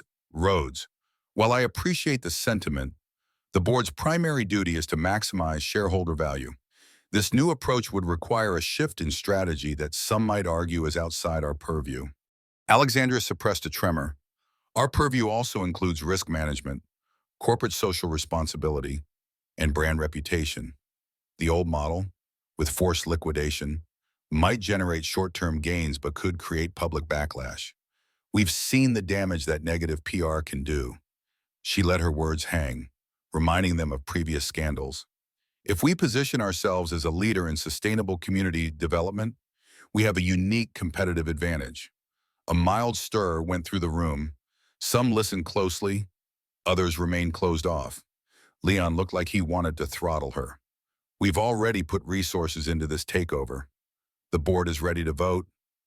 Alexandria glanced around, noticing the silent presence of two men in suits near the door, familiar shapes from the SUVs in Dry Creek. Her mouth went dry. They were here, in her territory, ensuring compliance, summoning every ounce of courage. She fixed her gaze on the board. Then vote, she said, but know exactly what you're voting for and what you might be destroying. The flickering glow of her final slide illuminated her face, a blueprint for a better way. The question was whether anyone else had the will to see it through. Mr. Cortland gestured for an immediate ballot, and tension ratcheted up a notch. A digital vote system flashed across screens embedded in the table. Alexandria watched as each board member pressed a button, green for yes, red for no, or yellow for abstain. The screen displayed an ominous countdown from 15 seconds. She felt her heart pound with each tick. At 0, the results materialized in stark numbers. The board had overwhelmingly approved Leon's framework, effectively rejecting her conscious development initiative. She felt her stomach plummet. Her mind scrambled. Was there a second part of the vote about her position? Sure enough, Leon cleared his throat, looking satisfied. Given Mrs. Rhodes's insistence on deviating from our established strategy and the negative impact her actions have had on investor confidence, I move that we hold a confidence vote on her continuing a role as executive director. She clenched her fists under the table. So this was how it would end, a swift betrayal by the very people she'd once called partners. Mr. Cortland opened the floor for discussion. A few board members expressed polite regret, lauding her past contributions, but echoing concerns about inconsistent leadership and lack of alignment. Others remained silent, eyes downcast. The door behind her swung open. In walked a latecomer, an imposing figure in a tailored suit, Harold Neville, a major shareholder who rarely attended these meetings in person. He took a seat, scanning the tense faces around the table. "Don't mind me," he said, voice gravelly. "I'm just here to vote." Her pulse soared with faint hope. Neville had once supported her, praising her tenacity. But she'd heard rumors that he was leaning toward more aggressive strategies. She opened her mouth, but Leon spoke first. "Mr. Neville, glad you could join us. We're about to vote on Ms. Rhodes's future with the firm." Neville smirked. "So I gathered." He eyed Alexandria. "Care to say anything before we proceed?" She swallowed. "Yes, you all know the fiasco in Chicago. That happened because we valued immediate returns over human cost. We lost public trust. We lost brand credibility. And we're still dealing with lawsuits. I tried to fix that. I took on new projects like this multi-billion-dollar real estate deal, hoping to do it right this time. But apparently, doing it right means I'm an obstacle." She paused, letting her gaze sweep the room. "I just showed you a path that could yield profit without destroying communities. If that makes me unfit to lead, then so be it." A hush followed. Neville tapped his chin. "Interesting perspective. Leon, your counterpoint." Leon launched into a practice condemnation. "Her plan lacks feasibility, threatens our profit margins, and is outside the board's risk tolerance. We've already lost precious time because she vanished to some desert backwater. Meanwhile, we were stuck salvaging this deal. She's clearly unwilling to align with our proven approach." Neville's eyes flicked to the men by the door, the corporate enforcers from Dry Creek. "Those your watchdogs?" he asked. Arching an eyebrow at Leon, Leon gave a dismissive shrug. Their security, Ms. Rhodes, had some complications. Neville turned back to Alexandria, expression unreadable. Then he drawled, "Let's see how the rest feel. You've said your piece, Miss Rhodes." A stony weight pressed on her chest. The board initiated the confidence vote. Once again, she stared at the digital screen as seconds ticked away, another countdown, another potential heartbreak. When the timer hit zero, by boom, the screen displayed the tally. A majority had voted no confidence. Alexandria was out. Despite a couple of abstentions and one or two yes votes, the result was decisive. The final blow to her corporate career flashed red across the boardroom. She felt a strange calm wash over her, as though bracing for an inevitable fall. Leon Archer wore a triumphant smirk, and a few board members offered perfunctory regrets. Mr. Cortland cleared his throat. "Ms. Rhodes, I'm afraid this means you are relieved of your position, effective immediately." A swirl of stunned emotions kept her silent for a moment. Then Neville stood, crossing to her side. "A damn shame," he muttered, though his tone lacked genuine sympathy. "But that's business." He flicked his gaze at Leon. "Let's wrap this up. The new plan needs to be put into motion right away." A wave of quiet, almost bored approval passed around the table. The entire ordeal had been decided, swift as a guillotine drop. Feeling her throat constrict, Alexandria turned off her laptop and collected her files, the final remnants of her corporate identity. Leon Archer extended a hand as if to shake, a patronizing gesture that made her skin crawl. "No hard feelings, Alex," he said, adopting a false warmth. She stared at his hand, then grabbed her laptop case instead. Ignoring him? "Hard feelings indeed," she muttered under her breath, spinning on her heel to leave. In the hallway outside, she paused to lean against a marble pillar, her breath shaky. Everything she had worked for gone in an instant, and now the communities she'd wanted to protect were in even greater peril. She felt tears threaten, but blinked them back. Kirk approached, his expression carefully neutral. "I'm sorry it came to this, Ms. Rhodes." She studied his face. "Were you in on it from the start, or just following orders?" He shrugged uncomfortably. "A bit of both, maybe. If you're no longer an executive, I guess my duties are done here." With that, he turned away, leaving her alone in the corridor. She stood there for a long minute, the adrenaline of the confrontation still pulsing in her veins.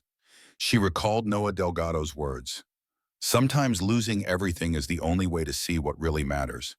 Had she found clarity, or was she simply jobless, powerless? And drifting, the building's security guard approached gingerly. "Ma'am, do you need anything?"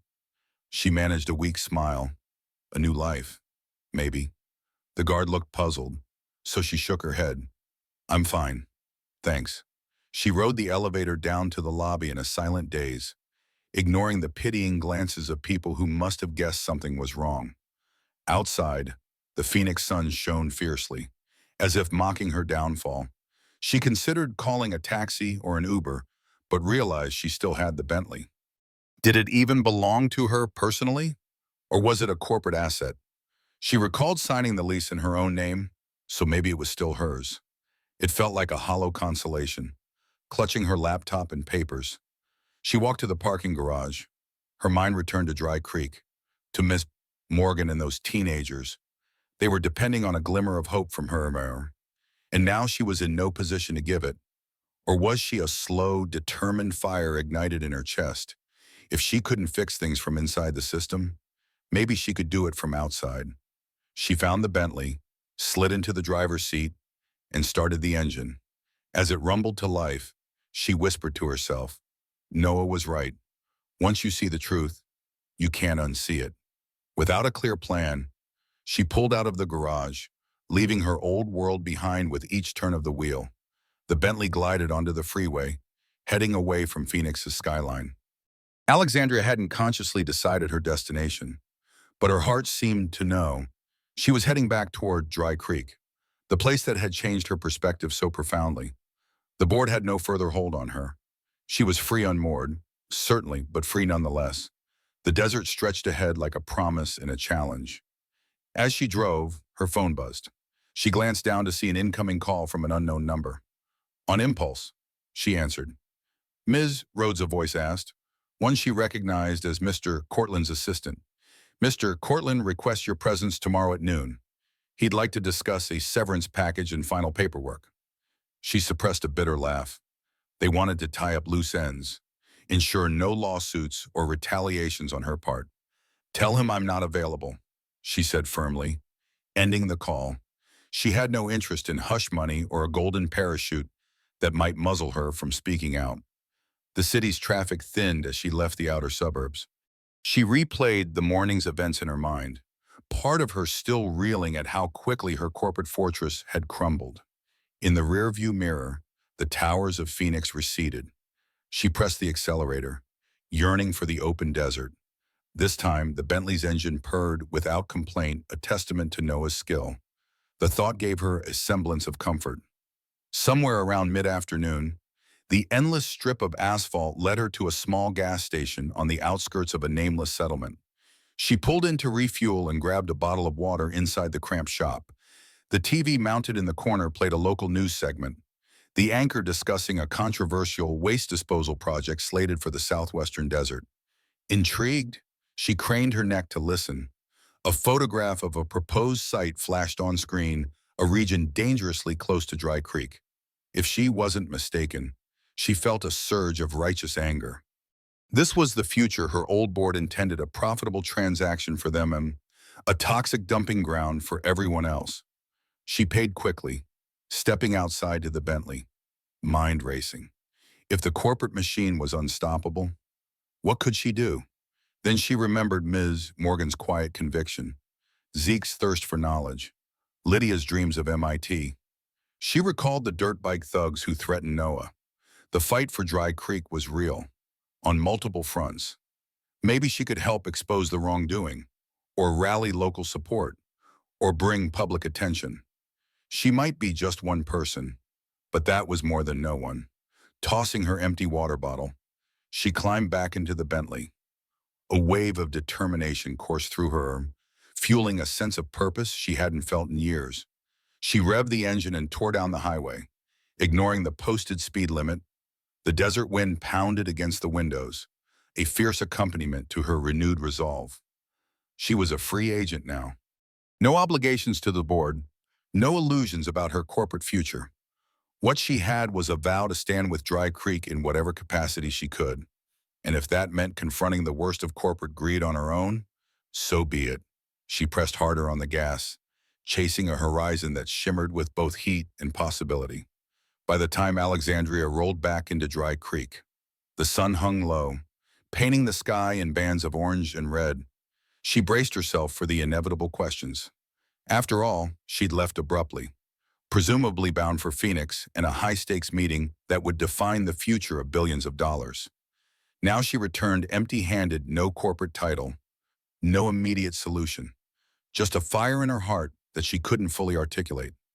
She parked in front of Delgado's Fix-It, where the garage door stood open as usual. Noah was underneath a beat-up truck, half hidden by the chassis.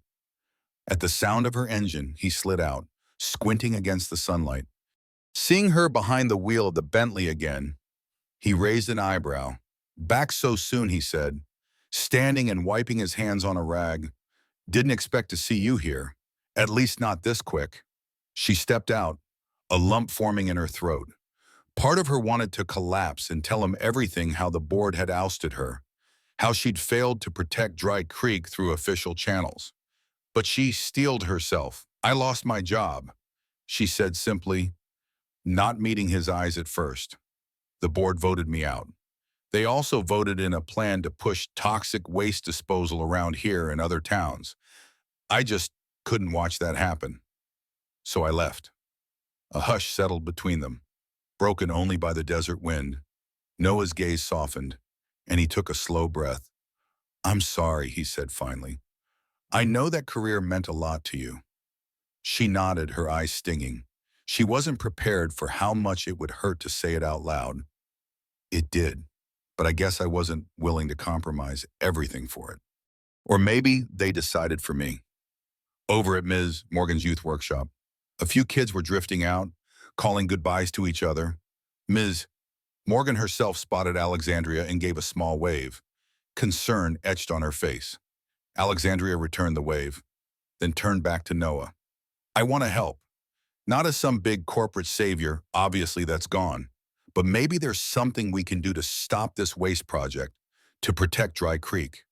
Noah rubbed his chin. There's a local county hearing next week, but the corporation pushing for the dump has a lot of influence. They're telling folks it'll bring jobs, that it won't be as bad as the rumors say. She grimaced. She knew that script well. It was exactly the PR spin she'd once specialized in. People always fall for jobs. Then they wake up one day to find their waters contaminated, their property worthless. He nodded gravely. Yeah, Ms. Morgan's been organizing the community, trying to gather support to fight the proposal. But it's hard to get people to show up when they think the outcome's rigged. She stared at the silhouettes of the old railroad tracks in the boarded-up storefronts.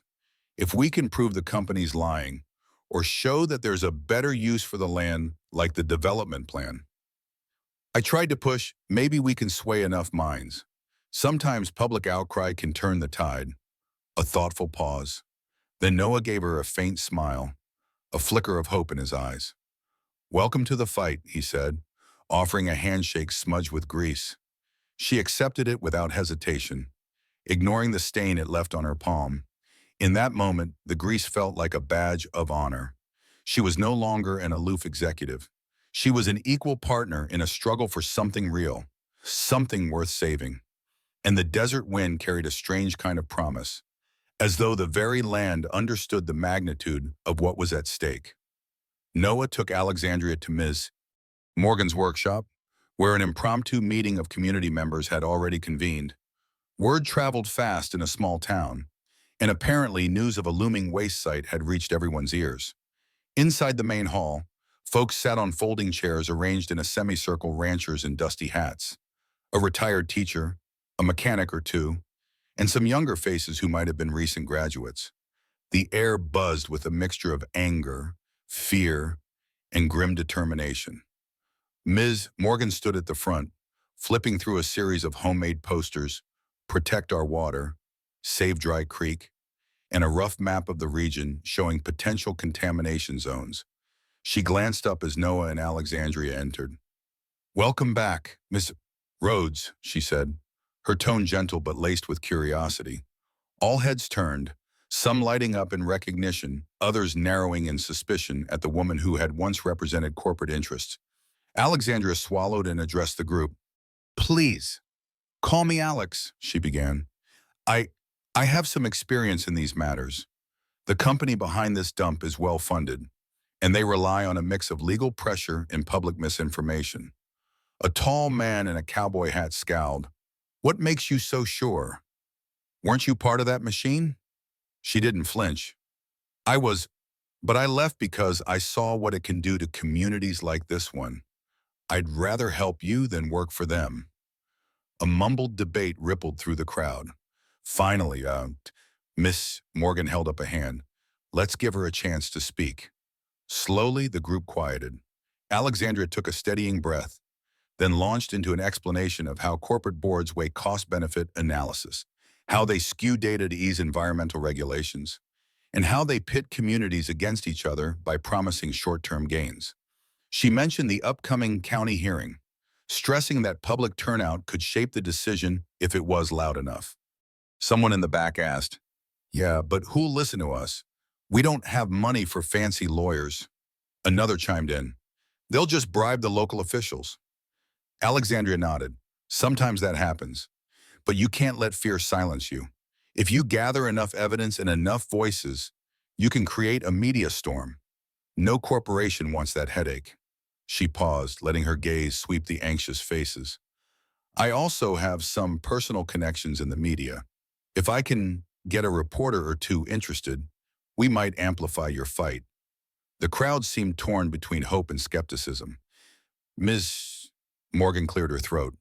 Whatever your doubts, let's remember that we're stronger together. Alex has been in those corporate meetings. If she says public pressure can help, I say we try. Zeke, the teen who loved engines, stood up, fists clenched. I'm in, he declared, tired of seeing this town fade. If they dump toxins here, we'll lose whatever future we have. A wave of nods and murmurs of agreement swelled. The rancher in the cowboy hat eased his scowl. Fine, he said, and we'll hear you out. Ms. Rhodes, she offered a thin, grateful smile. Thank you, she replied, because we don't have much time. The county hearing is in less than a week. If we're serious about stopping this, we need to act fast, gather data, petition signatures, even stage a protest if we have to. In the corner of her eye, she saw Noah, standing with arms folded, wearing a faint smile that hinted at relief. They had a united front now, however fragile. And for the first time since losing her job, Alexandria felt a glimmer of purpose fueling her every breath. They broke into smaller groups to discuss strategies. Some volunteered to canvass neighborhoods, collecting signatures door to door. Others planned to create social media pages, though Dry Creek's internet wasn't the greatest. They hoped to spread the word regionally. Ms. Morgan promised to put the high school kids to work designing eye-catching digital flyers, while the older folks would handle phone trees and old-fashioned word of mouth. Alexandria found herself at a table with a handful of locals eager to tackle the financial angle. Among them was an older gentleman, Walt Sanderson, who used to work at the county assessor's office. He'd gathered property value reports showing how contamination could tank real estate prices. If we can prove this dump will ruin land values, the county commissioners might think twice, Walt said, tapping a stack of documents. Another participant, a woman named Teresa, had medical statistics about the long-term health risks of toxic exposure. Kids can develop respiratory issues, birth defects. She warned, we can't let that happen. Alexandria listened intently, then pulled out her laptop. I can compile these into a professional report, she offered. Something that'll stand up to scrutiny at the hearing. Walt looked impressed. You do that.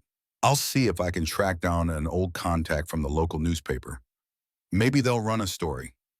She nodded, buoyed by the sense of collective urgency. The memory of her polished boardroom presentations flashed in her mind only this time. She'd be using her skills to protect, not exploit. A commotion by the workshop door drew everyone's attention. The biker from before the one who had confronted Noah on the highway stood in the doorway, arms crossed. He had taken off his bandana, revealing a gaunt face etched with disdain. Ms. Morgan stiffened, and a few people tensed as if ready for a fight. But the biker lifted his hands in a non-threatening gesture. I ain't here to cause trouble, he grumbled. Just heard what y'all are planning. Alexandria's heart thumped. She recalled that day on the road, the threat in his voice. Miss Morgan cleared her throat. If you're here to disrupt, I'll ask you to leave. The biker shook his head. I live here too, you know. It's not like we want the desert to be ruined, but we've done some work for certain interests. He hesitated, glancing at Alexandria. Word is, they don't care about this community. They just want the permits greenlit. Noah stepped forward, quietly protective. And the biker shifted uncomfortably. I'm tired of being muscle for folks who don't give a damn about us. My kid's sister goes to that youth program. I don't want her breathing toxic fumes. His gaze met Ms. Morgan's, almost apologetic. I might have intimidated a few people. Sure, but maybe it's time I helped. The room fell silent. Finally, Morgan gave a tentative nod. We don't turn away anybody who wants to do the right thing.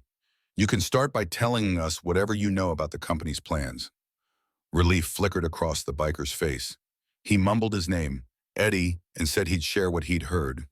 They want to rush this project, slide it under the radar. If we can slow them down, that might cause the investors to back off. Alexandria inhaled slowly, realizing they had just gained an inside angle. How soon are they planning to start dumping, she asked, adrenaline spiking. Eddie shrugged. Within a few weeks, maybe sooner. Trucks are already lined up. That was the chilling confirmation she needed. Dry Creek was truly on the clock. As the meeting resumed, a renewed urgency coursed through the crowd. They had property data, health statistics, and now insider intel ammunition for the upcoming hearing. At the center of it all, Alexandria juggled spreadsheets and local stories, bridging the gap between corporate language and grassroots fury. This was more than a fight for land. It was a fight for dignity, for the right to exist without corporate bulldozers turning life into waste. Over the next few days, Dry Creek buzzed with a fervor few had seen in years. Pickups and farm trucks zigzagged through the desert town, loaded with flyers and homemade yard signs. Teens from Ms. Morgan's workshop designed online petitions, blasting them across whatever social media networks they could access. Even the spotty internet couldn't stop them from reaching neighboring communities. Everywhere, the same rallying cry appeared: protect Dry Creek. No toxic dump. Alexandria worked day and night on a consolidated report that mashed together financial analysis, environmental studies, and heartfelt testimonials. She poured her corporate skill set into it, polishing the language, organizing the data, and crafting bullet points that even the most jaded county commissioner couldn't ignore.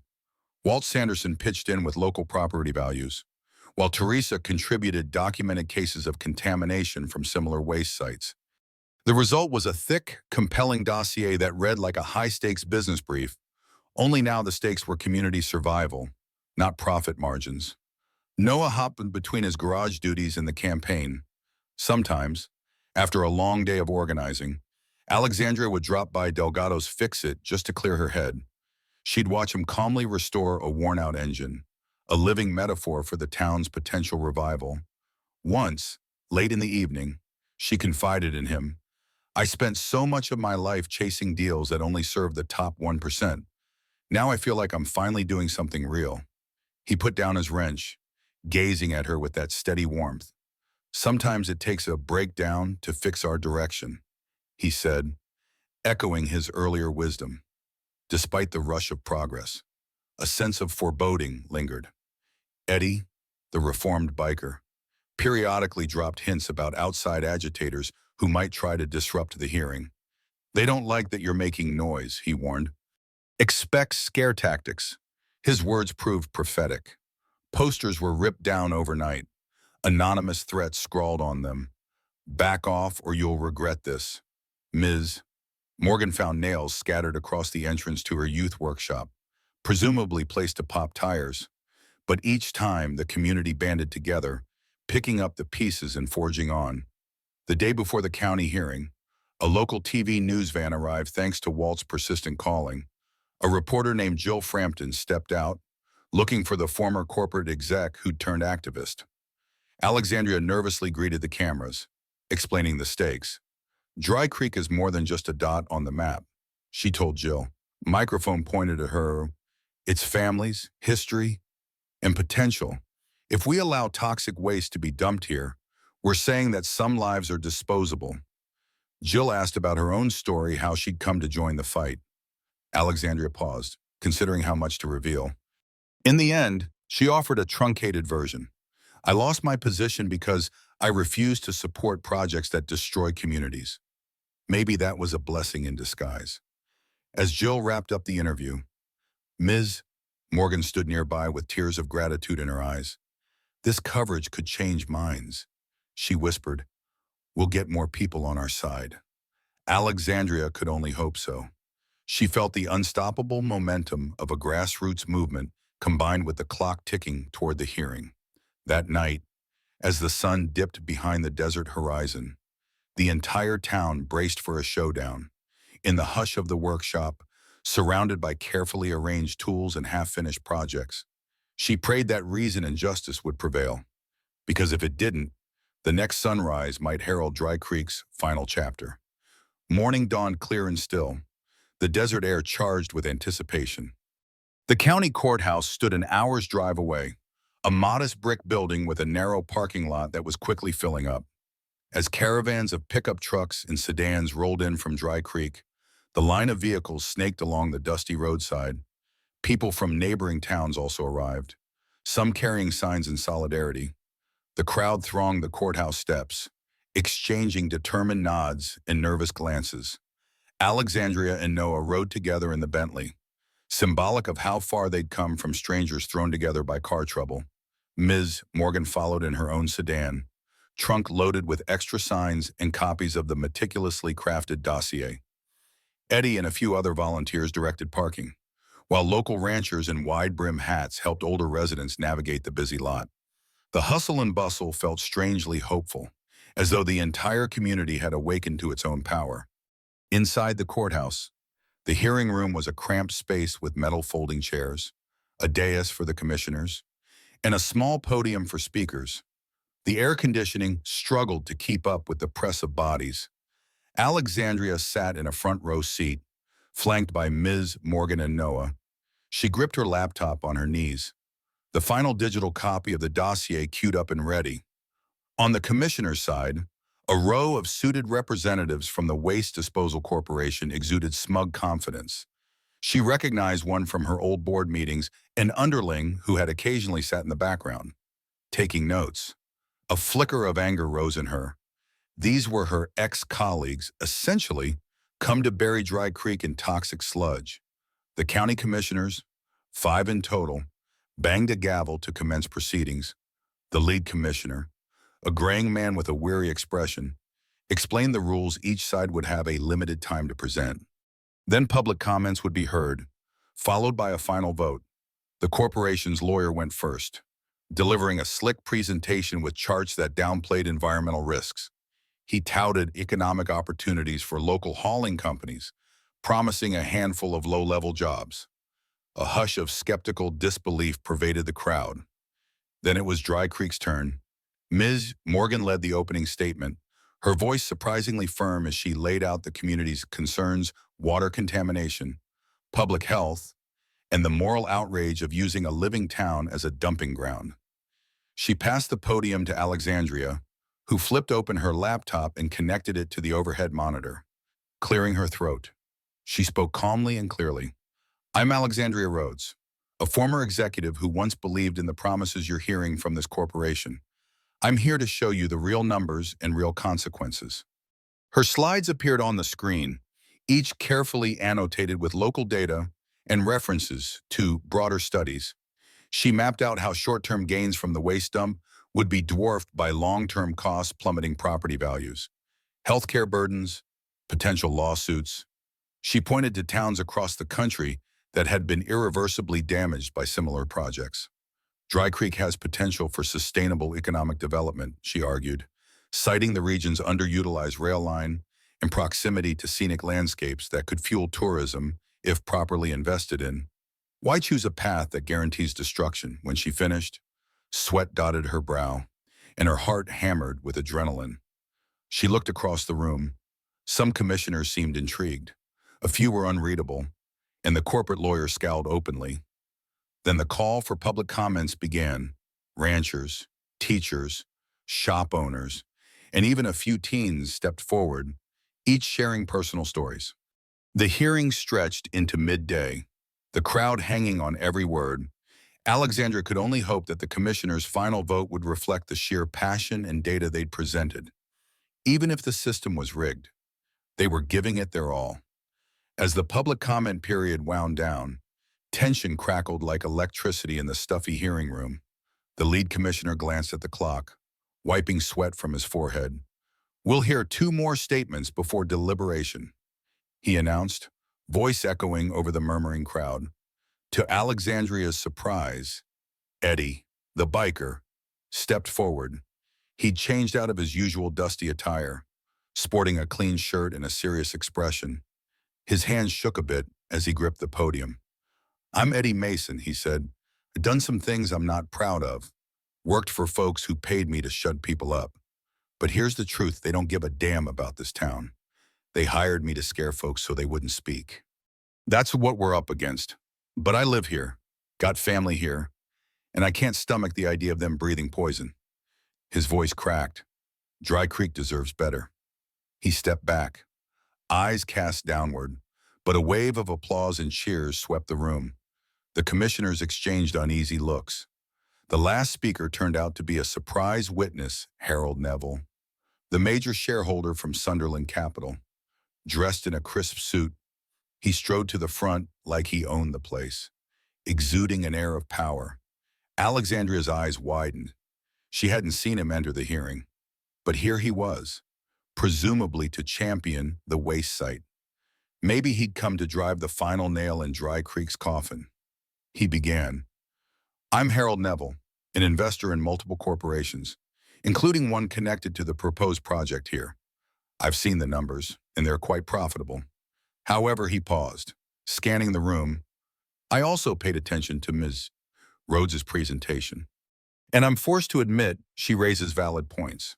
The long-term liabilities might outweigh the short-term gains. Frankly, I'm concerned about potential lawsuits and brand damage. A murmur rippled through the audience. Was Neville actually siding with them? His expression remained inscrutable. He pressed on. As a businessman, I'm inclined to invest where returns are stable, not where they hinge on the goodwill of an outraged community. That said, if this county wants to proceed, I won't stop you. He let his gaze drift to the commissioners. But you should know my partners and I are prepared to reconsider our stake if local opposition continues at this scale. With that ambiguous statement, he stepped aside. The room buzzed, uncertain whether Neville had just threatened or advised the county. Alexandria couldn't guess his true motive, but it might be enough to sway fence-sitters who feared a public relations nightmare. The commissioners retreated to a back room for deliberation, leaving a cacophony of anxious conversation behind. Ms. Morgan gripped Alexandria's hand. No matter what happens, you did all you could, she whispered. Noah nodded in agreement, though tension lined his features. The corporate lawyer hovered near the door, jaw clenched, clearly fuming that the hearing hadn't been a slam dunk. Time dragged on. 10 minutes, 20, 30. The crowd sweated in the stifling air, refusing to leave until the verdict. Finally, the commissioners emerged, their faces somber. The lead commissioner cleared his throat. We have reviewed the presentations and comments. The vote was close, by a margin of 3-2. The motion to approve the waste site is, he paused, letting the hush thicken, denied. For a moment, there was absolute silence, as if everyone's breath had caught in their throats. Then an eruption of cheers and applause thundered through the room. People hugged each other. Tears glistened in eyes. Ms. Morgan and Noah both turned to Alexandria, their expressions a cocktail of shock and elation. She exhaled in relief, heart pounding, hardly believing they'd won. The next hour was a blur of celebration, tears, and stunned disbelief. Local news crews scrambled for interviews, capturing the raw joy of a community that had just barely escaped corporate devastation. Ms. Morgan hugged every person in sight, repeating, "We did it, we did it," as if she had to say it out loud to believe it. Noah shook hands with ranchers and old shopkeepers, receiving hearty slaps on the back for his steady guidance. Even Eddie found himself surrounded by people offering thanks for his honesty, despite his earlier missteps. Amid the jubilation, Alexandria slipped outside for a moment. She needed fresh air, needed to process the roller coaster of the past week. Standing beneath the courthouse's limestone columns, she watched the desert sun blaze high in the sky. She felt lighter than she had in years, like she'd shed the weight of corporate compromise. But questions swirled. What next for her and for Dry Creek movement at the periphery caught her eye. Harold Neville stepped out of a black town car, his driver holding the door. He spotted her and ambled over. "Congratulations," he said, voice tinged with sardonic amusement. That was one hell of a show. She studied him warily. "Did you come here just to watch it fail or succeed?" Neville gave a half smile. "A bit of both. The truth is, I wanted to see if your moral stand was genuine or just another power play." He glanced toward the courthouse doors where the crowd still milled. "Seems real enough." She crossed her arms. "So what now? Do you pivot your investments or find another small town to exploit?" He chuckled softly. "Business is business. But let's say I'm inspired to reconsider some approaches. This fiasco could become a PR nightmare if we push it. Maybe we'll look at more sustainable ventures." Then his gaze turned curious. "What about you, Ms. Rhodes? Now that you're no longer an executive, any plans?" She took a moment to think, inhaling the dry, desert wind. I might stick around Dry Creek for a while, see if we can develop something beneficial like a training center, or refurbish the old rail line. There's real potential here. Neville didn't flinch. Well, if you need capital for a community initiative, I might be willing to talk at fair terms. Of course, it was an olive branch, albeit a cautious one. She offered a nod. I'll keep that in mind. They parted ways, each heading toward different futures. Inside the courthouse, the crowd began dispersing. Miss Morgan approached, eyes gleaming with gratitude. Your skill at presenting data, your willingness to fight even after losing your job. Thank you, she said, gripping Alexandria's hands. Dry Creek owes you a debt. Alexandria shook her head. No, I owe Dry Creek. If my car hadn't broken down here, I'd still be blind to what really matters. Ms. Morgan patted her shoulder, then headed to her car with a final wave. Noah found Alexandria as she lingered on the steps, the midday sun beating down. He studied her face, a gentle smile tugging at his lips. Guess you'll be needing a place to stay while you figure out your next move, he said. We don't have five-star hotels, but Ms. Morgan might have a spare room. She laughed, a pure, unguarded sound. I think I can make do with that. They walked together toward the Bentley, no corporate suits trailing behind this time. The wind carried the scent of freedom and fresh starts. Dry Creek had won this battle, and although the war for fair development was far from over, they had proven that communities weren't powerless against corporate juggernauts. Just like an engine, all they needed was the right part, the right spark, and the steadfast belief that nothing was beyond repair. Alexandria slid into the driver's seat, Noah in the passenger side, both of them smiling as she turned the key. The engine roared healthy, full of promise, and they pulled onto the open road, ready to craft a new story fueled by hope instead of profit. They say a desert can hide a lot of things: broken dreams, buried secrets, and sometimes the person you used to be. Looking back now, it's clear everything worth saving has a cost, and the price of truth often means losing what you once thought defined you. In the end, it wasn't the boardrooms or the bottom lines that mattered, but the quiet courage of people who believed that even something broken could be made whole again. Together, we learned that real strength isn't found in corporate titles or the power of money. It lives in the hands that rebuild, in hearts that refuse to surrender, and in communities that rise, one hopeful step at a time. Still, questions linger long after the dust settles. Can a single spark truly change the fate of an entire town? And if given the chance, would you risk it all, everything you've built, everything you are to do what's right?